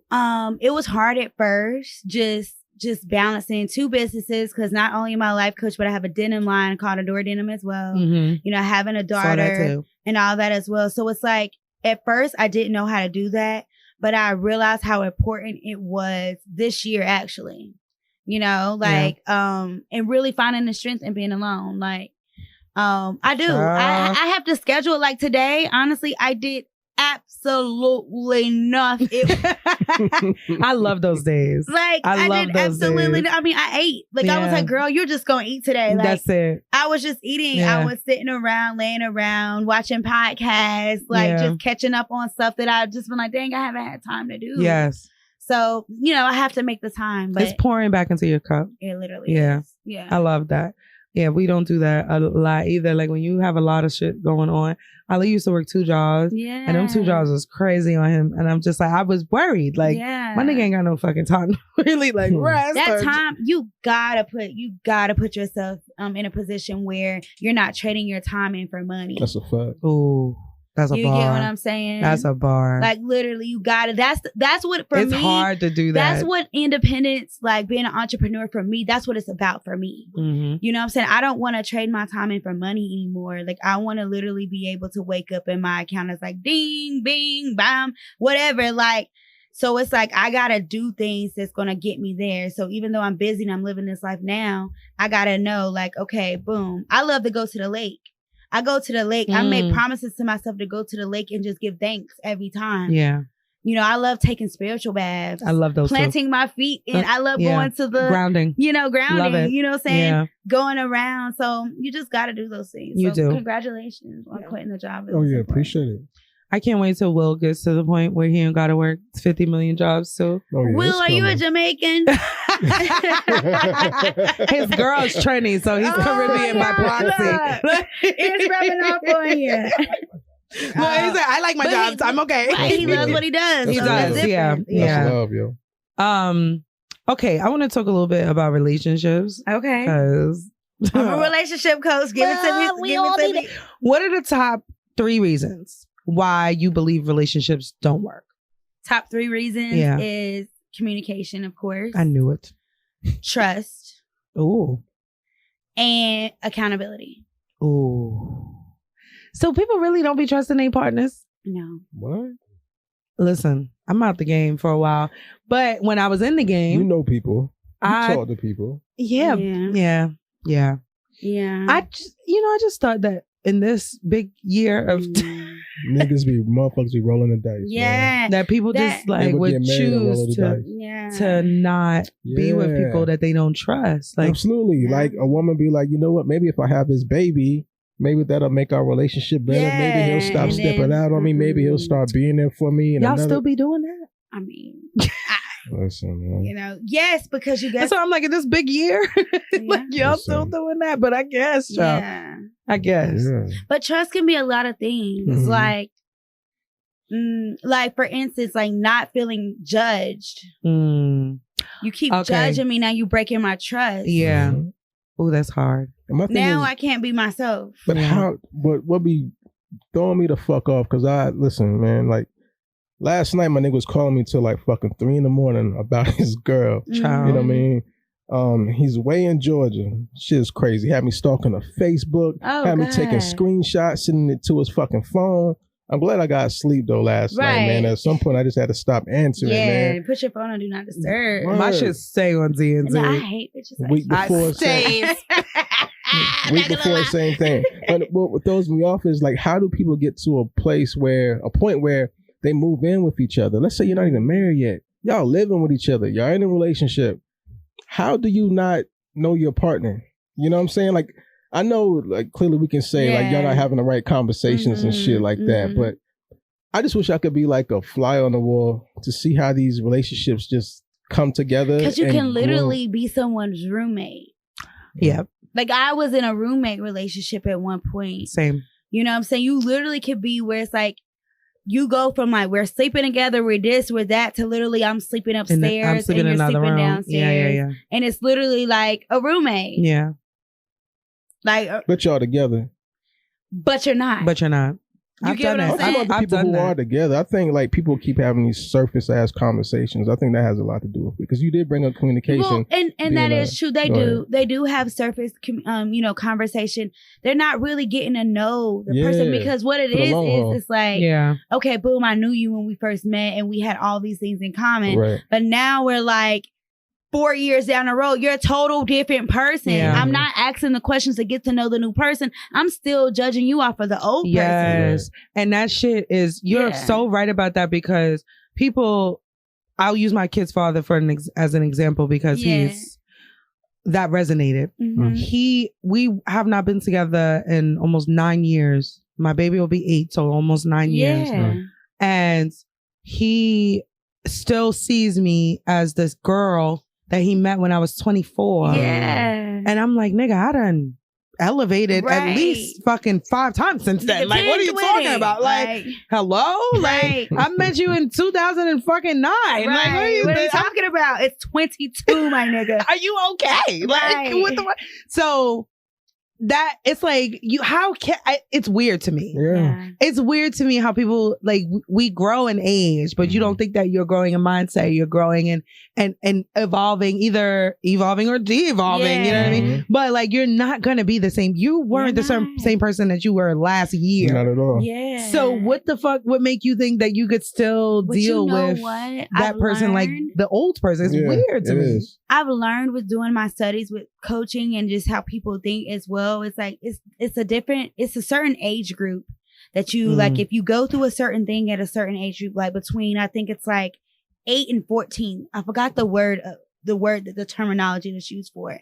But if you go through something or in that time, and then from like 14 to like 20 in those times where it like emotionally got to you, it could be something little, like your parents got divorced or you had a parent that died or you had a really bad breakup. Some people psychologically stay stuck. Yes. There in their emotion. They might have grown up to be that man and that woman, but in their emotion, they're stuck. So when something happens and triggers them to that same feeling, they're just stuck right there when they were 14 or 16, 17, 18 in that emotion, and they don't know how to come out of the cycle. Yeah. So at that point, do they go to a therapist? Yeah, at that point, that's just like, okay, you know what? I think you're going to need a stronger prescription. I know you want to reach your goals, but you're not going to reach your goals because you're still stuck here. I need you to work through that trauma with the therapist. Yeah, that makes sense. One other question. How do you feel about people who say, I need to marry my best friend? I need to be involved with my best friend? I think like, go ahead. No, go ahead. No, I'm saying I feel like if people did adopt that way of thinking, that it would help a lot of relationships. Yeah. I'm not saying it would save all of them. Fuck no. But I definitely believe that for me in any relationship that I'm going for in my life, like it's super important for me to be your friend. Like the foundation is super important. Yeah. Because I can fall out of love like romantically with you. You know, when you're getting, like, when I think about marriages and the people that I know that's in solid marriages, that's been married for years and some that's been divorced, you know? Yeah. It's like throughout your marriages, you know, you're falling out of love, like with them. You might fall out of love, but that's still your best friend. That's still your bestie. So that means that, you know what, you can always go back and get fall right back. romantically in love with them. Mm-hmm. So it's like if you build that solid foundation of them being your best friend and you're really getting to know them, they're really getting to know you, not like this fake cap shit that everyone wants to put up. Like they really get to know you. Then it's like, when you fall out that romantic cycle, you could go right back into it like, well, this is still my friend. Yeah. So at the end of the day, I'm going to do what's best for my friend, which is going to do what's best for me. Right. Which is a little bit different. We generally, I think, view our friends a little bit deeper than our romantic relationships. So I think Lee has always said that since the beginning of this show. And I've not been of the same. On board with it at all. I mean, you got to think like everybody's moving around, you know what I mean? Like people, you can be in a relationship for like a year or so with somebody and motherfucker move on from you like, just like that. Yeah. As if like, you know what I mean? Like you wasn't even in the picture like 10 minutes ago. Yeah. But yeah, it's the foundation. I think as I got older and, you know, realized that the method, because I'm very impulsive with relationships. If I want something. But what's your sign again? Sag. I'm a triple fire sign. Sag, sun, Leo moon, Aries rising. That Leo moon, girl. Welcome to the life. Yeah. Yeah, I'm it's a Scorpio crazy. Moon. Oh, whoa. Yeah, it gets dark. It gets started. It gets And you started. really don't really be fucking with like I'm too many literally people. going in between. Like bitch, I'm like That's fine. I don't give a fuck and I'm getting revenge. Yeah. Like I'm either gonna I ain't no killer but don't push me, but then I don't give a fuck. Like Right, literally. I love that. That's a good combo, actually. It is. Yeah. But yeah, I'm very impulsive with matters of the heart and love because I feel like I don't have time. Right. I know it sounds stupid, but I'll be like, I feel like I'm missing out on things. I'm missing out on couple trips and I know I'm not, but I really feel like everybody. I'm probably one of the last single people in my friend group. Me and like maybe two other people, but the rest of them married. They've been in relationships for years, and you know, like last year was like a big wedding year. Like 3 of my friends got married, so I'm like, damn, like okay, now you guys are moving into a next phase of your relationship, and But are they though? Well, into a next phase, like doing like the coupley things, you know what I mean? And I can't get involved. So I feel like I'm missing out on shit. So you rather just like skip the best friend and just like let's go on a couple things? No, I don't. Okay. Now I don't. Hard-headed, man. I know I'm hard-headed. And she's so smart. But it's the man. Sagittarius though. You can't help it. I know my ex is like that. I'll be like, but I want what I want. Like, you know, let's go. Now I do it. Let's go get married. Like, you know what I mean? Like, okay, we together, we go together. That's literally how I got with my ex. It was like, okay, we fucked, we go together. Real and bad. It was literally like that. Like, for real. I was like, all right, I was waiting for it. You know, I have all the songs and everything for everything. It's hilarious. I love it. Yeah. But I know that that's my problem. Yeah. So I'm like, okay, I would love to build the best friend relationship because you're right. The ones that I see that are lasting, even throughout their bullshit and, you know, like all the things, it's because they really fuck with each other They really heavy. rock with, they really cut for each other. And literally. it's like, that's how I am with my friends. Yeah. You know what I mean? I fuck with my friends heavy. It's nothing that short of trying to kill me or stealing from me or whatever, that I won't ride with you. You know, and fuck with you. I fuck with my people's heavy, and so I that's get what kind it. of happened with my last past relationship. It was like, if you were my friend, like I cut for you. Yeah. Like you my friend. Like you really my friend, you're not gonna do certain things. Yeah. You're just not gonna do that. And it's like I gotta let that go. Yeah.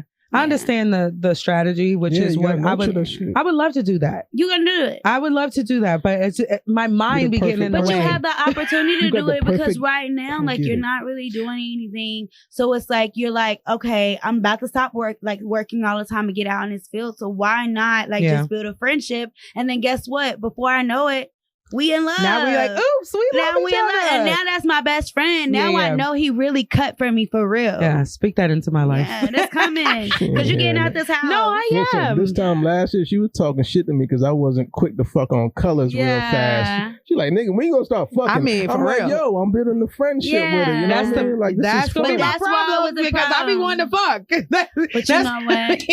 It be the fucking for me. I be like, that's my problem. Let's fuck. And that's why I said, you know what? Because I don't want to fall in love with somebody who got whack dick. That'd be my problem. It's the devil on my shoulders. You ain't gotta wait 6 months though. Nah, it wouldn't. Let me tell you something. It would never be 6 months. No, not at all. I gotta try that dick out. But I am interested in building the friendship. Yeah. So it's like, because I like. You gotta try that dick out within how much time? What do you think makes sense? I don't really care. Like, my thing is, like, time is an illusion. It is. And so that shit is when stupid. I use that, like a nigga coming out. Go ahead. Like when I used that the last time with my ex-boyfriend, everybody was like, "You sound like a nigga," and time is an illusion. Bullshit, hotep bullshit. But I'm that like, shit is true. But like, time is really an illusion. I say this.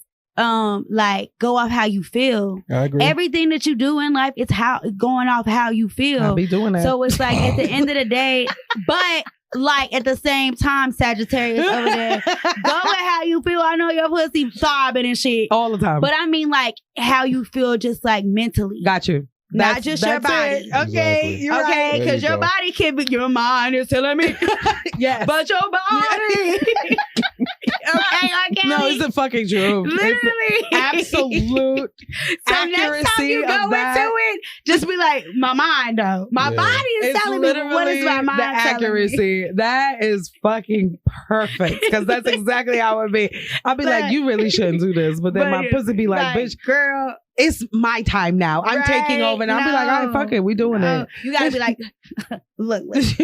Relax. Simmer down. Okay, I know it's been a long time. We're gonna put your ass in some hot water later. Oh my God. You know, speaking of dating, like the dating pool, everybody's a big joke that has shit and piss in it or whatever. Who do you think is responsible for putting the shit and the piss in the dating pool? Ooh, I feel like we both are. Men and women. Yeah, men and women, because no one wants to take accountability for shit. Yeah. No one wants to say I'm trashy and what I did to you was trashy. Yeah. And guess what? I'm still going to probably be trashy if you come back to me because I'm not ready. Yeah. Yeah. Okay, I was waiting for her to say the niggas.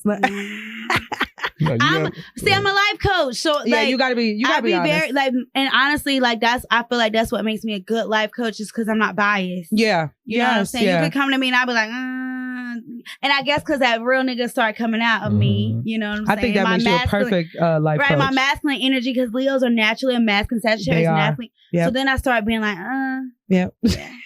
We both trashy. We both trashy as fuck, like women and men. Yeah, I do agree. I'm not even gonna lie. Because these women be wanting to act like niggas. Like the women wants to act like niggas, and the niggas want to act like women. Like I just be like, no, seriously, they be wanting to reverse. No, like, because men now, like they're so more in tune with their emotions, I feel like, than they've ever been before. I love that though. And I love that. Yeah. But then it's like, at the same time, they make them start, because there's so many like different sexualities out there. Yeah. So it makes them start like questioning who they are, and now they got to put up the role, like, because they don't want to look like the nigga off of P Valley and shit. Yeah. You get what I'm saying? So now they got to be extra hard. And then it's like, that's weird. But you really be crying. Like, yeah, it's okay. It's okay. You really be crying. Then you got the bitch like me. Then you got me. This is the nigga be like, are you crying?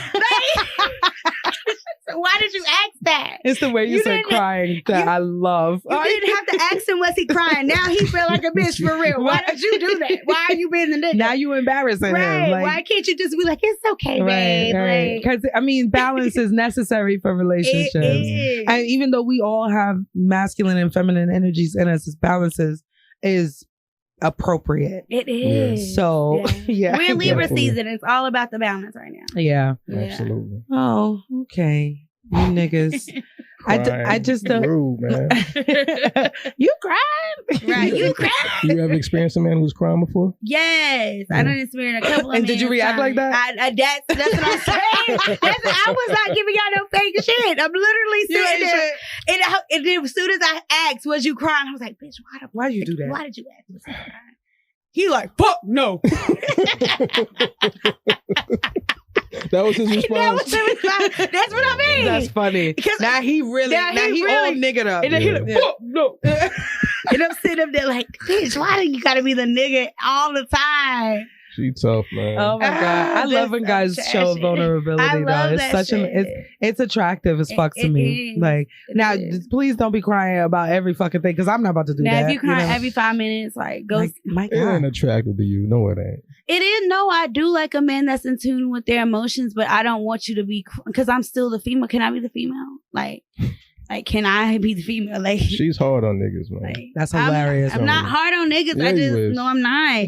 It's just like if you're gonna go cry in your car. I don't want to see you cry all the time. Oh my God, that's what I was trying to bring up. Go cry in your car. Exactly. Like I want, okay, like boom. If it's Monday through Friday, right? Monday through Friday. Okay. You don't cry to me like Monday and Tuesday and probably Wednesday. Thursday and Friday, I need you to go cry in your car. What is he crying about though? That matters. Okay, well that does matter. Like if it's like you lost your mom or some shit like that, that's different. But if you're just like in your emotions as a man, like because you're stagnant or you feel like you ain't shit and shit like that, it's like I'm not so I'm not context matters. Context matters. I'm not a pissy. Matters. I'm asking her. Pull your. I'm asking her. Context does matter. It does with matter. the crying. With the context matters. Context always matters. It matters. With the crying. With the everything. No, it doesn't. We're not going back to that. We're not going there. I'm just saying it matters. Did you see the clip? No. What happened?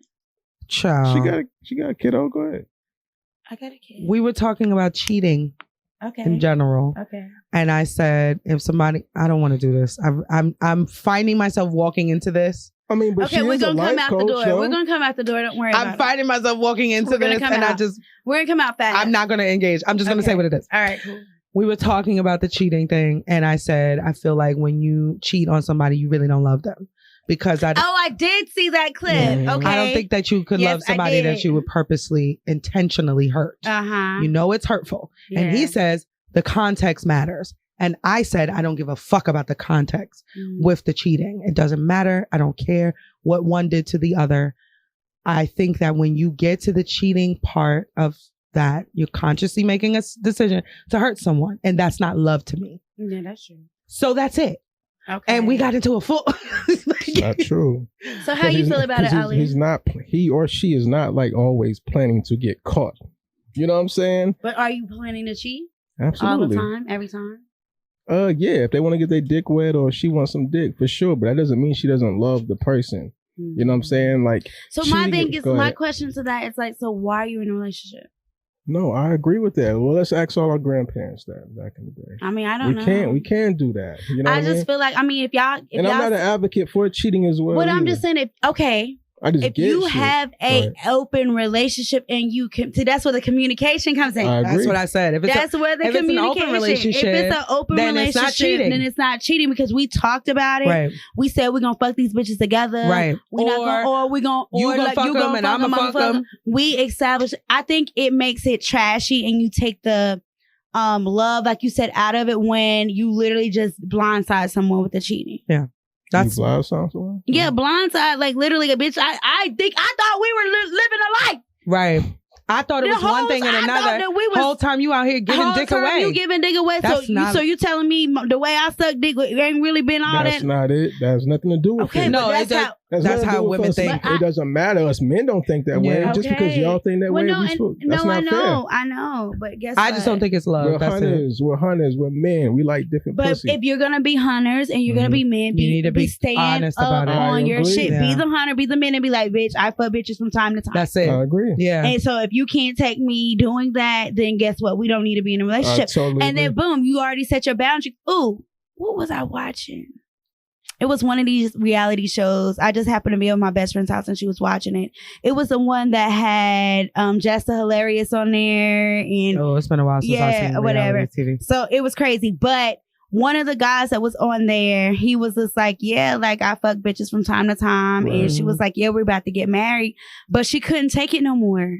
She couldn't take him fucking the bed. So, but at the end of the day, you can't be mad at him because he told was open about it. Yeah. Exactly. Now, is there a difference between a man who never lets his woman find out that he's cheating and a man who's just sloppy with his shit? Well, if we never let your mama find out, then we're not talking about cheating because she don't know. she didn't never find out. I don't think that's true. I mean, You're still cheating. I mean, she just don't know. Well, that's what I'm saying. Like, they're never gonna have a problem. But you got motherfuckers who used to just cheat in your face. Like, this nigga will fuck the woman at your job. Think about back in the day how niggas was fucking the woman that stays on the a block away. You know what I'm saying? Like, yeah, you got some half brothers that live up the street. Yeah. Like, right in your face. You know what I mean? That's some disrespectful ass shit. It's all fucked up. All the cheating is disrespectful. It's all fucked up, 100%. And I'm not an advocate for it again. But I'm an empath. I just get shit. I get people. As men. You know what I mean? Like, we wake up with our dick hard. You know what I mean? Yes, I'm sure y'all wake up wet and all that other stuff as well, too. But I get shit. I'm not saying it's okay. That there's a difference sexually between men and women. Yeah. And I don't even think that the argument was that you weren't advocating for it or that you thought it was okay. It was just simply that I feel like you don't love. I'm nothing that anyone will ever say will change my mind. Could it be fair that person just don't know how to love you correctly? That could be fair. That's mad fair. It's a lot of people don't know the love. Right. My thing is, so then why? So then you don't love. Yeah. Then I mean, what? Why play? What's incorrect love? Is it love? Is it really love? Depending on who they're loving, yeah. No. Yes. What? Incorrect love is not love at all. Yes, it is. I don't think so. So let's say me and you were together, and your love language is, I don't know, gifts, acts of service. But I always show my love for you with my words and things like that. And I'm expecting you to receive it. You don't receive it. It's not resonating with you at all. Mm-hmm. I don't mean I'm not loving you. I'm not loving you correctly. No, I don't think that you don't. That's differently. It's not different. No, I think that anything deceitful, that is a communication issue. Well, that's a communication issue. Overact, right. Whatever. It's a communication issue because you're not listening to me. And communication is talking and listening at the same, like together. Mm-hmm. So if I'm telling you that this is my love language and you're refusing it, it doesn't mean you don't love me. It means you're not communicating well with me because you're not processing what I'm saying. And maybe a respect thing too. You might not respect what I'm asking you. But I think anything deceitful done, not just with cheating, but just anything deceitful is not love. Mm-hmm. So lying. Nobody loves each other. Nobody loves nobody else. Then I guess. That's not But I have never cheated on anyone. That's what's up. Mm-hmm. I've never cheated. So wait, to your point, nobody loves anybody. It's not true. Because I've never cheated on anyone because I love the people, the partners that I love. The niggas that I didn't give a fuck about, they knew I didn't give a fuck about them. Right. I was very honest.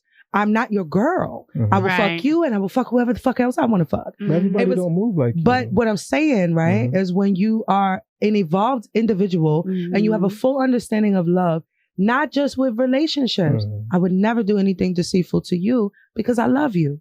Not like I'm not going to deceive you and be like, my bad, bro. I love you still. No, because that's not love to me. Mm-hmm. We can always agree to disagree on that because I know that there's some context things that like people was in the comments and saying shit in the comments. It was like, well, the girl was like, you should have brought me up, and because I guess she loved the nigga, but she was cheating on him for whatever reason. He could have been beating her and she was still with her and with him, but cheating. That's not love. You fell out of love and so the fuck did he. Right. And it's okay to acknowledge that. Like, I don't understand why people still be saying, but I still love you. Well, it's all right to say, I'm actually out of love with you. And that's why I'm doing this, that, and the other. I feel like anytime you have to say a but behind anything, then that shit's that's not you having accountability. I agree with that. But what about those who love, you gotta love someone from a distance. Yeah. That's a thing. Well, my thing is there is a certain thing sometimes you have to break your own heart and love them from a distance. But at the same time, that's you loving yourself first. Yeah, too. Yeah. You putting you first and you're saying, you know what, because I have to put that distance between us, I gotta love me more than I love you. Right. But even like people that I was friends with, I can only say love from a distance with friendship because I don't love any nigga that I'm not with. Right. You know what I mean? I don't love that. I fell out of love and that's that. Yeah. But like friends, I do have friends that I'm no longer friends with that I love from a distance. Yeah. I still would never do anything deceitful for them to them because I love them. But my thing is, I think you're battling the real line between loyalty and love. Okay. It's like a thin line between those two. Got you. You get what I'm saying? Because people look at loyalty, people view loyalty however they want to. Right. Some people view it black and white. Some people view it as a glow stick. Yeah. You get what I'm saying? Yeah. So it's literally that thin line of like, am I a really loyal person? Sagittarius, you're normally a loyal person. Very much so. You know, but if you're dealing with someone who is very nonchalant, like let's say like an Aquarius, you know, we're just talking. My ex was an Aquarius. We're talking about we're talking about the energy. We're talking about the energy, not the people you know. We're talking about the energy, not the people you know. But if you're dealing with like the nonchalant energy that comes with Aquarius, they're gonna be like, oh well, you know, I thought I was being loyal because I loved you. Yeah, that's but true. you wasn't. Yeah, you know, to me, because right. my definition of loyalty it's and love different. is this. Yeah. So it's a very thin line between the two. Understood. Sure. That and makes that sense. could be exactly why what it is. we're not agreeing. Yeah. That makes sense. As I'm sitting back listening, I'm like, okay, you know, look at you life coaching us. Exactly. We should never have this issue again on the show now. Don't worry about it. I get it. Like, No, that was nice. I want to talk about sexually liberated women real quick. Just real quick, this one question. Okay. Do you think men are really like off, like they are put off? And we like sexually, I say we sexually liberated women are a problem for relationships. What you mean, like sexually? Like, because sexually liberated women tend to not have these like restrictions on time. And you know, when you see a nigga you want to fuck, you fuck him. You know what I mean? It should be respected. Still, I should still be respected. Is that frame of thinking fucking up relationships? And think about the single women too. Right. Who's fucking on these married men and niggas in relationships. Right. So let me make sure I understand your question. Are you saying like because women want to fuck? Yes. And are not longer hiding that. Okay. Is it messing up the relationship? Yeah, because like with his example, okay, like those type of women will fuck with men no matter what their status is, right? Yeah. But then for my example, if guys still view a woman like sexually liberated as a prize to marry, and like, is that a problem? Like, should we be? You know, oh God, because I know some real pimp ass niggas. Yeah, you get what I'm saying, and no, they love that. A lot of niggas really don't care. They really don't care because they're looking at it like I want my woman to, you know, have experience, put that out there. You. That's what attracts them to them. You know, them to that person. Yeah. It's like, ooh, she's very like sexual. I feel like what fucks up the relationships and all of that is when the woman takes advantage of it and uses it the wrong way. She uses it to like, ooh, I need to get my nails and I need to pay my rent. Yeah. I need to da-da-da. Yeah. Then it's just like, that makes men be like, oh, well, now she's throwing a pussy at me because she want. Got you. That makes sense. You get what I'm saying? Mm-hmm. So I feel like that's what messes it up. That's what we really be fucking it up. That's what really be. But he might have waved some cheese in front of her face though too, because most men who got bread be doing that shit. And exactly vice versa. Yeah, they do it to test. They test you to see what you. Or some niggas will put it up, you know, put it out from the beginning. Look, like if you're gonna ask me for money, I don't even want to date you. I don't even want to talk. Yeah, straight off. Yeah. And then like a woman who's all about that, like all about throwing a pussy on you, they gonna be like, what? Yeah. What you mean? Like, because you're gonna have to pay this rent. Yeah, you get what I'm saying? Like, you want to fuck? You right? want to fuck? Like, I need my money in the dresser. You get what I'm saying? Like that type of energy. So I just feel like all of that energy is just fucked up. It's really messed up a lot of the That's what's messing it up. Yeah, I do understand that. Yeah, I think there's no balance. There's no balance at all. It's like city girls and hot boys. It's fucked. Hot boy season and city girl. I can't wait for that to be old. I'm so it ain't going on. It's not. Yeah, I figured. I like a nigga that'll swipe them visas. I do like the music though. I ain't even gonna front. It's not my life, but I love that shit. I'm like, yes, young bitches get it. I love the city girls and all that because I just kind of feel like a lot of the women, like from the back, like with my era, it was all about you had to be like Beyonce, Virgo energy. Yes. You had to be perfect. Yes. You had to be polished. You had to be put together. You had demure. To be like, don't be the whore. Yes. You know, you're not a whore if everybody don't know. Yes. All this shit. So it's just like, nigga, no, the niggas can do it, so why the women can't? That's the type of time I be on. Be like, listen, if the niggas will do it, I'm gonna do it. Fuck that shit. Like, it's a response to all the Too Shorts and the Snoop Dogs of the world from back in the day. So I get it. I respect it. Niggas hate it, but I get it. Do you think people's high standards for requirements and requirements for relationships are hindering them or helping them? Hindering. Really? Yeah. I thought so. My thing is, I feel like you should live life with no expectations. You get what I'm saying? Yeah. So when you go ahead and start putting the expectations on the relationship and they don't meet that expectation because they're not a robot, they're human. Right. You know what I'm saying? Now you're upset. Now you're pissed off. Now you're like, but I had this mapped up in my head, but you've been living a fairy tale like your whole time. Right. So it's like, yeah, when you have those standards, it's like a difference. When you go into a relationship with no expectations, just the expectation for you to be happy. Yeah. Only for you. Yeah. You get what I'm saying? That makes Then perfect sense. It's like, okay, this person's not a robot, so they're not going to do everything perfectly. Yeah. You know, their feet are going to look ugly as well. Yeah, You know what I'm saying? Like, you know, it's they're going not to going to have a haircut. They're not going to have a haircut all the time. Like, She's not going to be able to have her hair, that wig on, a weave. all day She's going to show those straight backs, okay? She's going to snatch that fucking wig the fuck off in the middle of the fucking car, okay? At the fucking drive-thru. Because it's hot and it's itchy. It is itchy. It's got it. But then again, we go back to like, if you're my best friend. You don't even matter. It doesn't even matter. You laughing at me. Yeah. You like, that's my babe. Yeah. That's my babe with the straight backs. That's my babe with the wig slayed to the side. Like, that's babe. Like, Exactly. yeah. Oh shit. So the idea that people have to be perfect or physically perfect. No one is perfect. That's the thing. Like, and you gotta think, like, I love, for real, like, please, the bumblebees don't come Not in the fucking bumblebees, combo. the beehive. The bumblebees. Cause I'm a Rihanna Navy. Okay. I'm a Beyonce stan. I love Beyonce. I love Rihanna too. No, don't get it twisted. Get me wrong. Like, please don't take it and like take it. I'm a beehive, so let me don't give the bees in my shit. I don't got time for this shit. But I'm just saying, like, you got to think about the people that we grow up idolizing, like, and I just use her as an example because everyone knows her. Yeah. She's a Virgo, so it always had to look perfect. Yes. But like, as like being a fan, a loyal fan to her, you think about it, like, we never knew what happened in the elevator. Right. We never know. Super private. We never know what happened. Like, how do you feel about your sister that your dad had on your mom? Yeah. Like, we don't know any of that. You know, so we always got to feel we got to be Beyonce. Yeah. We got to be perfect. Yeah. As a Rihanna, like, y'all, you see Chris Brown beat my ass. Yeah. Now I'm a billionaire. Yeah. Like, you get what I'm saying? Yeah. So I get it. yeah, it's just like, what's the standards? What's the standards for? There's no rules to this shit. There is none.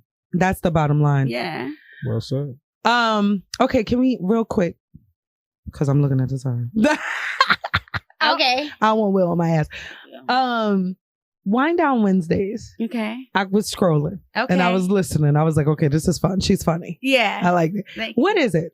So Wind Down Wednesday is a segment, like series that me and my business partner, Tamira, she's a life coach as well. She's more of intuitive. So she does like readings, tarot readings, birth charts, all that stuff. Amazing. Go follow her.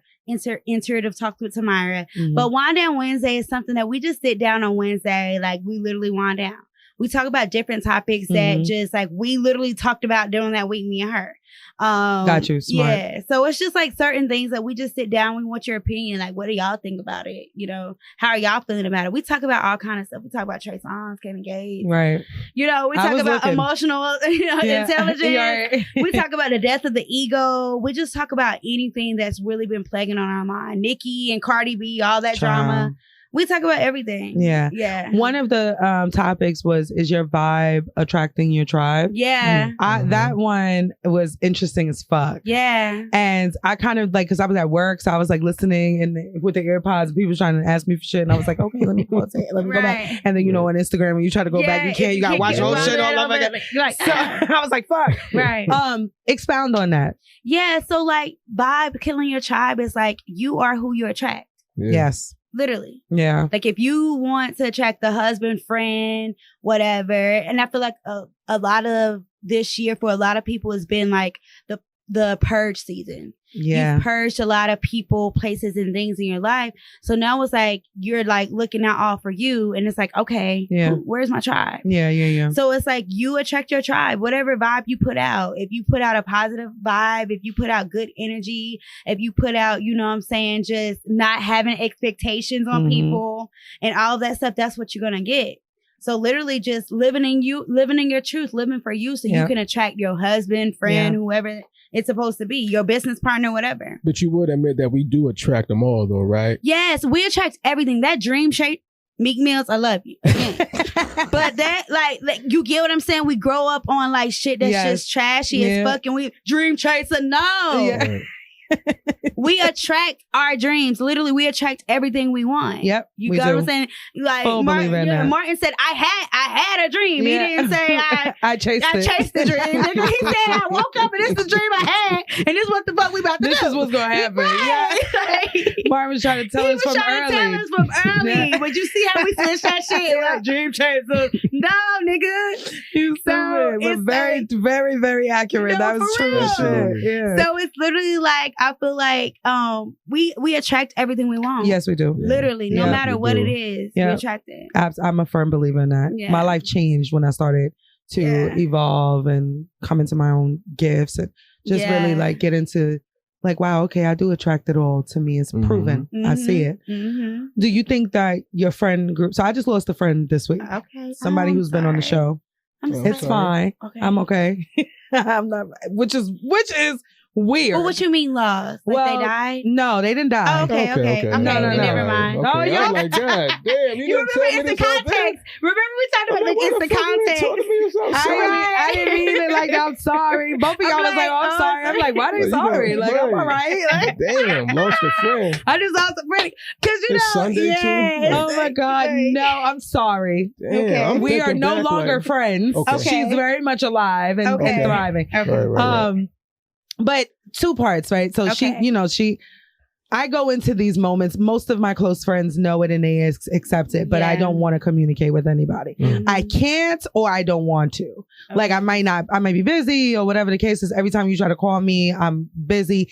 And then I feel like our lives are different. I have all the children. You have 0. Yeah. So when you call me and I'm at work and I'm like, I'm gonna call you back, but then I get home and I gotta cook and I gotta go through homework and shit like that, take my own bath and fucking play with my own pussy. Right. By the time it's fucking 10, 11 and gotta go to bed. Yeah. Like I gotta wake up at 5. Yeah. So it's been happening like that for like the past year, like this year. Okay. And we would speak, but like more often than not, she would call me and I wouldn't be able to call. Or she would text me and I would answer back a couple of days later.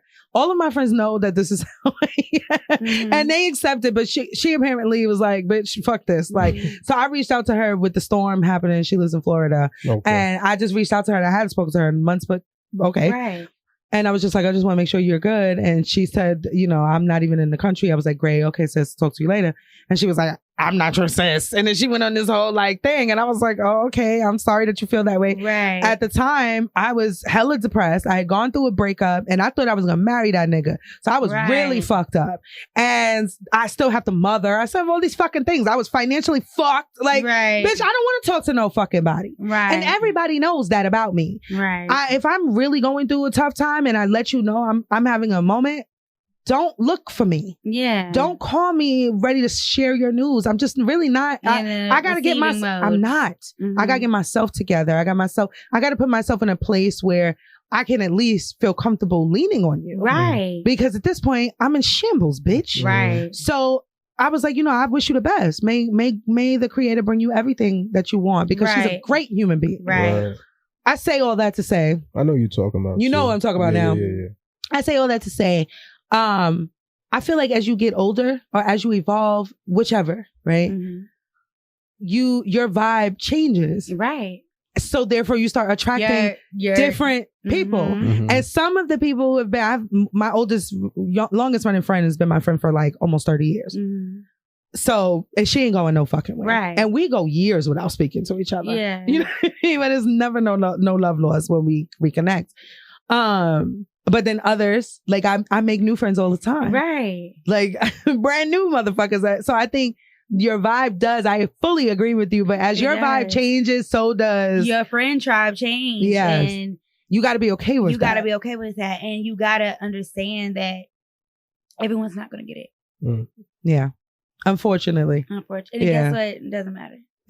I ain't saying that until now. Those that matter. I was like, oh, okay, Yeah, so it's like, I mean, I get that, but when you were telling me the story, the first thing I was asking was, then that really wasn't your friend because she don't know how she don't know you as a friend. She does, but she doesn't like it. Yeah, but She don't like that I do that. But guess what? It never has. And she's always like, well, you know, I've also struggled with depression and Yeah. I handle. I'm like, bitch, but I ain't you. Yeah. We not the same. Mm-hmm. So even with like breakups and shit like that, like I couldn't call her and lean on her because her thing is, this is how I handle things. So you just need to get over that nigga type of shit. Oh, okay. One of those. So then y'all wasn't. But I loved her. Yeah. I loved her very much. And I Yeah. still do. And I will always love her. Yeah. Great human being. But there's different levels to friends. There's different levels to friends. It is. It is. And I accepted that. As soon as I Yeah. read her response, Yeah. I was like, okay, I get it. Exactly. She was like, you know, I'm just, what she say? I need friends that are on my vibe or on my vibration. And that's cool. And I was like, that's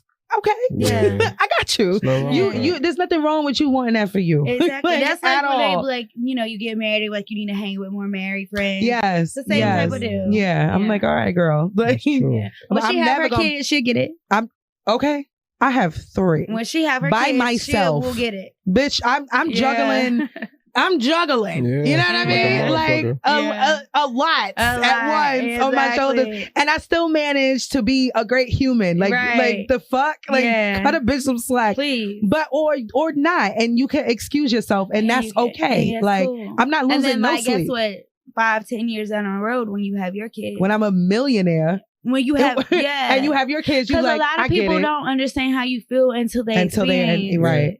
And that it took me a while to realize that too. Before I became a mother, Yeah, I would hear things from people, my friends who were mothers, and they're like, "When you're a mom, you'll understand." And I used to get offended, like, "Bitch, it's can't fuck Yeah, that." no. Like, I get it now. You can like when you get become it. a mother, you be like, "No, I get it." Yeah. Yeah. Okay. Last question, and then we're gonna get into our last segment. It's really short. It's called Okay. Quickie, and this week's Quickie is a little bit different. Okay. Give Lee and I one piece of life coaching advice.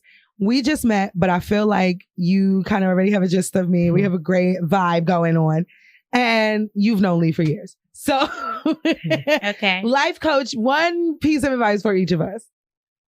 I feel like for you, you just do what makes you happy. Okay. Period. Even over your kids. Okay. Say less. Even over your kids. Yeah. Because once you do what makes you happy, they're They're going to be happy. Mhm. Yep. So That's do what makes you happy, even over your work. Ooh, that's the hard. The kids is not hard. It's the work. That's Do stuff for you. okay. And so you need to start figuring out what makes me happy. And I have no idea. Exactly. Somebody else asked me because Tommy asked me that weeks ago, Really? and she said, "I'm gonna give you an assignment. Yeah. Tell me what makes you happy." As your life coach, that's what I would say to you. And I have no idea. It was weeks ago. We would sit down Yep. and talk about it. We'd figure it out together, Yeah. and then we would start working on those goals to like do the things that make you happy. Yeah. Yeah, Just outside of because I money need you making, to outside of my live. children. Like you, I have no idea. I need you Wow. to live. Yeah. And You're it's- not really living. I know. I'm Yeah. so very much aware Yeah. of that, but I'm just like, I don't know. Like it was when she asked, it threw me. I was like, I thought I would have an easy answer. Yeah. Mhm. So it's so funny that you picked up on Because that. that means that's the universe. Like there's Yeah. no such thing as coincidence. Not at all. I So don't believe in she said coincidences. that then it's like, okay, I said that to you then. You Where's kinda my like, answer? Whatever. I still So ain't now answer it's it. like, all right, boom, let me figure it out. Yeah. I gotta figure it out. I know you're shocked. For Lee. Get him. For Lee. Ooh, for Lee. That's second for Lee. For Lee, because he's been my friend for a very long time. For a very long time when I was young man. Yeah. Mhm. Very young man. I would say for Lee is to just don't allow yourself to overthink things. Mhm. You know what I'm saying? Allow yourself to truly be Lee. And you're Mm. going to find the person. True. Don't overthink them either. Yeah. Because I feel like in a lot of your shits, Mhm. you start overthinking them. You get what I'm saying? Mhm. So if you're like finding your best friend, we talked about best friends. Yeah. It's like some shit that might turn you off. You have to be willing to accept vice versa. Yeah. And that would be my thing for you. True. I love that. You good. Mhm. You good. Yeah. That was dope as fuck. I think she might be my favorite guest this year. I'm not even joking. For real. All right, Quickie. And then we're going to give your socials and everything and wrap it on up. Quickie is 5 questions. Okay. But so usually it's a this or that. Okay. And we all do it together. So Okay. Will gets on the mic. You have your mic? You have a mic? Yeah, he do. Will got 70 mics in here. Will not playing, y'all. He not. So we all get on. It's kind of like our way. It's like our family dinner at the end of the night. Very cool. But this time you're gonna tell us if it's harmful, if you think it's harmful or necessary. Okay, harmful. Okay. Necessary. Okay. All right, we all gonna do it. All right. Flying someone out expecting sex from them. Harmful or necessary? This is from a life coach. The fucking time. That's the nigga in her. That's the van I know. Because I'm just going back and forth because it's like, bitch, why the fuck you think you ain't gonna get that pussy up when you was flying? Like, he done flew you the fuck out. Like, what are y'all gonna do in that room for these for 4 days? Talk. Like, we just talking. We're gonna like, you're not gonna get horny. I'm going. Like, listen, I ain't going. I'm not flying nowhere without giving no pussy. But is it harmful or necessary? It's harmful. Okay. Because like at the end of the day, if you are getting flew out for, you know, whatever the fuck it is, that nigga's gonna expect some head or something. A hand job or something. So are you saying these women should be obligated to give up the pussy? No, I feel like I feel like we all have choices, so choose wisely, bitch. Like, do you want to have a fun time? I do agree with that. Like, I do. You're choosing your fun over your pussy. Like I do agree with that. You know, choose wisely. Just know, like, okay, anytime a dude be like, we gonna go somewhere, I have already decided in my head if I'm gonna fuck them or not. Right. If I decide to go, I'm fucking. I'm fucking. Yeah. Like, you get what I'm saying? If I say I'm going, so that means that I want to fuck you. Yeah. I'm not gonna go anywhere with you if I don't feel like I can't feel like, if I don't feel like I'm attracted enough, so if it goes there, I'm not gonna fuck you. Right. Then it's kind of like, that's crazy. All right. Now I do understand that things change in a moment. I don't think anybody's obligated to fuck anyone. Now I You're don't not obligated. But just know that that's gonna be the number one thing on his mind. So choose wisely. Yeah, I agree with that. Harmful or necessary, guys? Expecting the sex. Go ahead. Expecting the sex. No, I never expected sex. When I expected sex, that don't work out. Yeah, the first time around, right. everything's mental with me, you know. Because now I'm overthinking. Yeah. That's how I'm set up. Yeah, I never expected sex, especially in the beginning. So yeah, got it. Same. I think it's harmful. Yeah. It's unanimous. I've done it both ways. I've flown to see people, didn't have sex, and vice versa. Flew them out to you and didn't have sex. You were okay with it though? Yeah, because I was trying to grow something with them. Grow it just has to come in as natural. That's the icing on the cake if you get the sex. You know what I mean? Yeah, exactly. It's meant to be. It's meant to do that. For sure. Yeah. Having to take someone on an expensive first date to impress them. Harmful or necessary? Harmful. It's harmful. Because that's cap energy. Harmful. Yeah. Cap energy. Agree. You're going to have to cap the whole relationship. Exactly. Yeah. Like, whole what are you doing? Like, why are we doing this? You're not going to be able to live the life ever. Right. Yeah. Don't start that way. That shit is trashy as fuck. Because, I know a lot of people who do that. Fuck. Like, I know a lot of people. Now what? Now where do you go with this? Right, nigga. Are you broke or not? Girl, are you broke or not? Because then you gotta be like, where we get the money from? Like, now, oh God, I gotta take this bitch out. Like, I gotta find the money from somewhere. Do that shit. That shit is harmful as well. All right, giving up pussy on a first date. Harmful or necessary? That's like a requirement? Harmful or necessary? No, just giving it up. Is it harmful to both or necessary? Yeah, I would say both. I've had both instances. Okay. So. I would say both because it's harmful. Because it's like, bitch, you don't know this nigga. And energy is real. Yes, you get what I'm saying? Yeah. Like, so it was like, okay, bitch, you don't know this. Then it's like necessary because bitch, you horny. Like, yeah. So it's just, I'm on the fence. It's both for me. I'm on the fence. You on the fence? I am. What you feel? Because I fuck niggas on the first date with no problems. Like, and I do believe in the exchanging of energies, but I'm a spiritual bitch. Yeah. I'm a hoodoo practitioner. I can wash you off of me real quick. Like, it will take nothing. I mean, it will take something, but and it's like at some point it's like, why would you want to even do that to yourself? Right. But I don't know. I'm on the fence. I'm on the fence. I feel like it's both. it's just like we all have choices again. It goes back to that. We all have choices again. Choose wisely with this question for what's going to be good for your mental. For you. Because like, again, we go back to that same thing. Like my mind is telling me no, but my body is telling me yes. No, definitely. If you, I think it depends on your intentions. Yeah. You know what I'm saying? So, if you want to build something with this guy, it's harmful. Then it can be harmful. You know what I mean? For sure. I'm not saying that you can't fuck on the first date and live happily ever after. With a lot of guys, it could be harmful because they're just going to take that shit exactly. And that's the problem with women. They take that. Maybe let's say they had a guy in the past where they fucked on the first date and they was together for 5-6 years. They think every nigga's gonna be like that. Stop doing that. Yeah, you right about that. Now you are right. It doesn't work that way. It doesn't. You're right. Doesn't. You know what I mean? So it can be it's harmful for the most part because most men I have homeboys who love sex and shit and they be like, man, I just met this girl, I really like her. Trying to refrain from fucking her, man, because I know me. You know, once I fuck, I lose interest. That's how I used to be with a week later, then I fuck them and I'll be like, okay, I don't want to deal with them anymore. I got the dick. Trashy. Got the dick. But I think I think a lot of these women feel obligated to because we do live in a hookup culture. Society unfortunately. Yeah. But I feel like the same thing that you don't like about me, and I said that it's the one guy that was wanting to fuck me so bad. And I was like, the same thing that you don't like about me, you're going to love later. True. So the same reason why you're going to love me because I didn't give you this ass this first night. Yeah. Even though as much as I want to give you this ass. You're going to love me for it. You're going to love me that I did. And I'm going to love myself. True.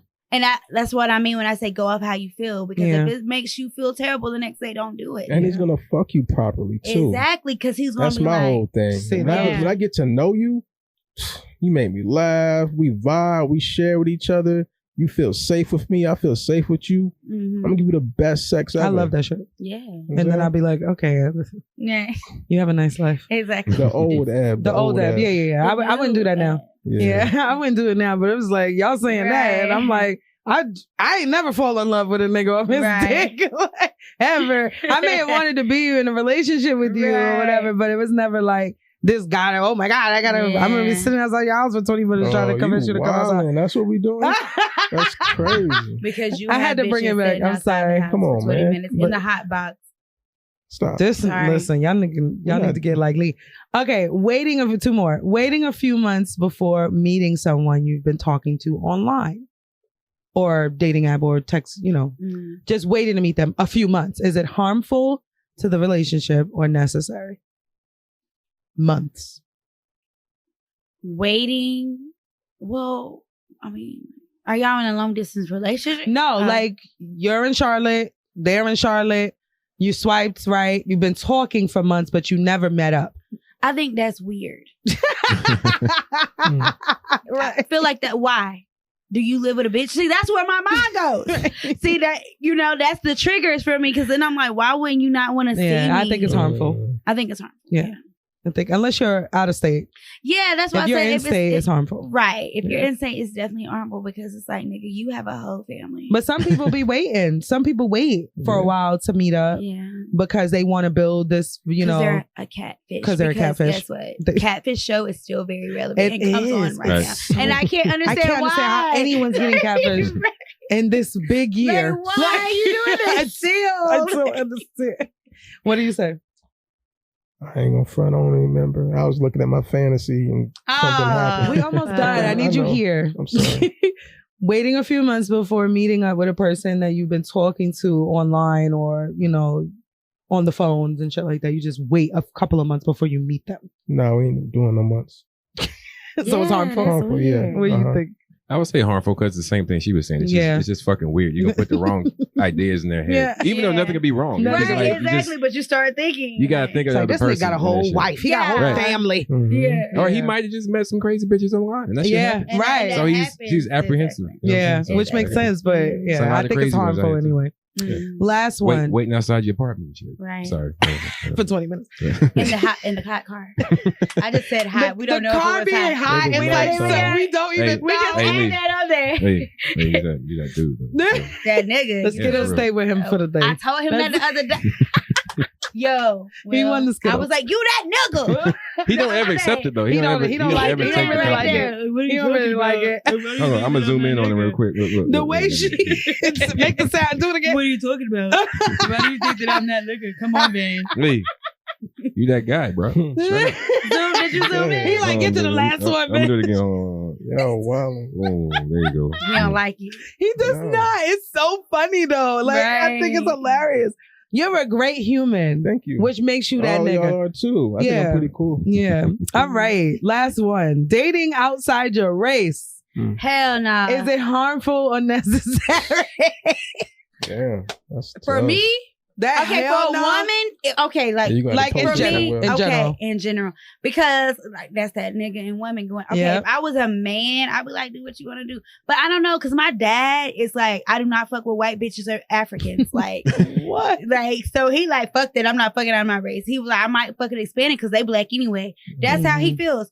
So for me though, like that's harmful. Why do I want to fuck the white penis, or why do I want? That's harmful for me. Yeah. Like, why do I want to do that? Yeah. I don't. That's been my What you think? Will? I'm indifferent. I don't really have a opinion. That's what about I mean. Like that's my. I don't really. I've never dated outside my race, but I'm not opposed to it or anyone that. has Me done it. either. That's what I Yeah. mean. Like I don't care, but like for a woman, I say that it's harmful. No, I respect it. Mm. But for I a, can see that. I understand. you get what I'm saying? I think I don't know. What you think? I don't know. You think it's necessary? I think it's necessary to be open to the idea of dating outside of your think race. that it's necessary to be open dating outside. I of your think race. actually, I think But it is necessary to explore outside of your race. I just can't see you. And I'm fucking on you. You know what? Like, It depends that's on like weird. the context, like you were talking about right. earlier. Like, cause sometimes like women be like niggas ain't shit, whatever. So you apply that same Right. shit to every black guy you meet. So Right. it's like, it depends But on guess how what? you're gonna Nigga approach is it. just a nigga, Right. because white people can be Not- niggas For real, too. yeah. Like I think when we say right. niggas ain't shit, we mean men. Men in general, we just say niggas. Like, we just say niggas. because white men ain't shit. It don't to Right. me. Any Asian men ain't shit. Men like, ain't men shit. just ain't shit. Like, That's what we mean. We That's mean what as we a mean. collective. because I know a couple of Indians. They ain't shit. What the fuck they gotta, my friend be like, girl, he just not shit. I be looking at her like, for real? Really? I was wanting an Indian. I wanted one. Wanted Oh a my cute God. tail and own one with Oh him. my god, you're so stupid. Now there's The a 7-Eleven. there's an Indian nigga who runs my smoke shop and he fine See, for real. fine. I You was be like, but they still ain't shit because he be like, I'm on the phone with my girl. yeah, You be like, same. I'm on the phone with They my be girl. like, oh, hold on, let me accent. mute it. Right, Like, right. He be like, niggas ain't Sir, shit. I hear a woman's voice. But you look fine today. Yeah, they be like, you look nice You today. not shit. I went in there with my makeup done for Capricious birthday. He was like, oh. Right. Like, He would said, give you I this like the dick. green dress. You were like, I would give you this dick with my girlfriend on hold, on mute. Don't worry about it. With a skirt up, green. For real. Reminds me of the money. Right. I turned around and walked out the store. He was like, shit. I said, sir. Niggas ain't shit, no matter what it is. No matter the race. He stay on the phone with his bitch too, like all the And time. she probably don't That give a is fuck. so fucking true. She probably don't care either. She probably don't even know what he's speaking. He's Yeah. speaking English. She And probably she be don't like, understand. she No, said she you were get it. beautiful. She get it. Right. She understand what the fuck going No, on. she do. No, I do think I think for the experience of it, so that they know. So you could properly, like, I plan on marrying a black man. Yeah, but But I have fucked a white man before because for the experience. How was that? Everybody always asks. Because Everybody She's explained this shit like 7 times on I'm the so show. sorry. already. I really have. Okay, I'll just go back in. Just know really No. quick. I'll just tell you. It Okay. was like regular. He had regular white man dick. It wasn't nothing to write home about, but I did squirt. But I put myself in the position because of his dick. Now But she okay. wondering what regular white no, dick is. but like no, because I just want to know: was he doing that weird ass movement? No, it wasn't. Nah, he was hella passionate. It was like a movie. It was like how the white people be in the movies when they making love. Did you feel weird afterwards because you was No. a black girl and he was No. a white man? No, You didn't. I was his first black. He was my first I bet wife. you he never went back. Did he go back? I don't know. Because they say once you go back. He wasn't from here, which was great. Like, he went back where he was from, and I was like, I never contacted him again. Because I had the experience already. He was very, like, it was super, like, passionate, hands all in my... That's what At the time, I had this, like, big... I hate that shit. I had this big fro, like, my crochet fro. I'd be like, stop doing that. Nah, he was like, oh, she's just so big. Like she's a dog. And he kept, like, he was, like, nose and smelling me and, like kissing and, me all over. Like, bite he was you like, and shit. yeah, it was like, I love that shit. I thought it was hot. Yeah. He was like, it was like almost like a worshiping. He was like, you smell so good. He ate the fuck out the pussy. Yeah. His dick was just like, meh, you know what I mean? It wasn't nothing to write home about, like, but it wasn't terrible. I haven't had worse dick. I haven't had worse dick. Okay, so that was I've always had great dick experiences. It be the niggas that be shit. Yeah. But the dicks be all right. Anyway. Coach Vanity. Right. It was a fucking pleasure having you on the show. I really enjoyed myself. Y'all gotta bring me back. We do, and we will. Yeah. I hate that it took this long. You would have came up here if I don't know.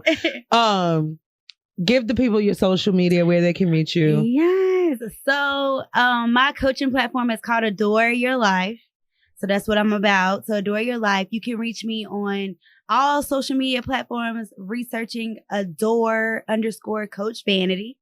If you want to like book a session, you can go to Adore Your Life VW. That stands for Vanity Wear, because my name is Vanity Wear. So adoreyourlifevw.com to book you a session. Again, I coach on mindset, finding your purpose, relationships, and co-parenting. And I have a coaching community. So it's me and my business partner called Ta. Mm-hmm. She'd be like, ta-da! Oh, whatever. That's cute. Yeah.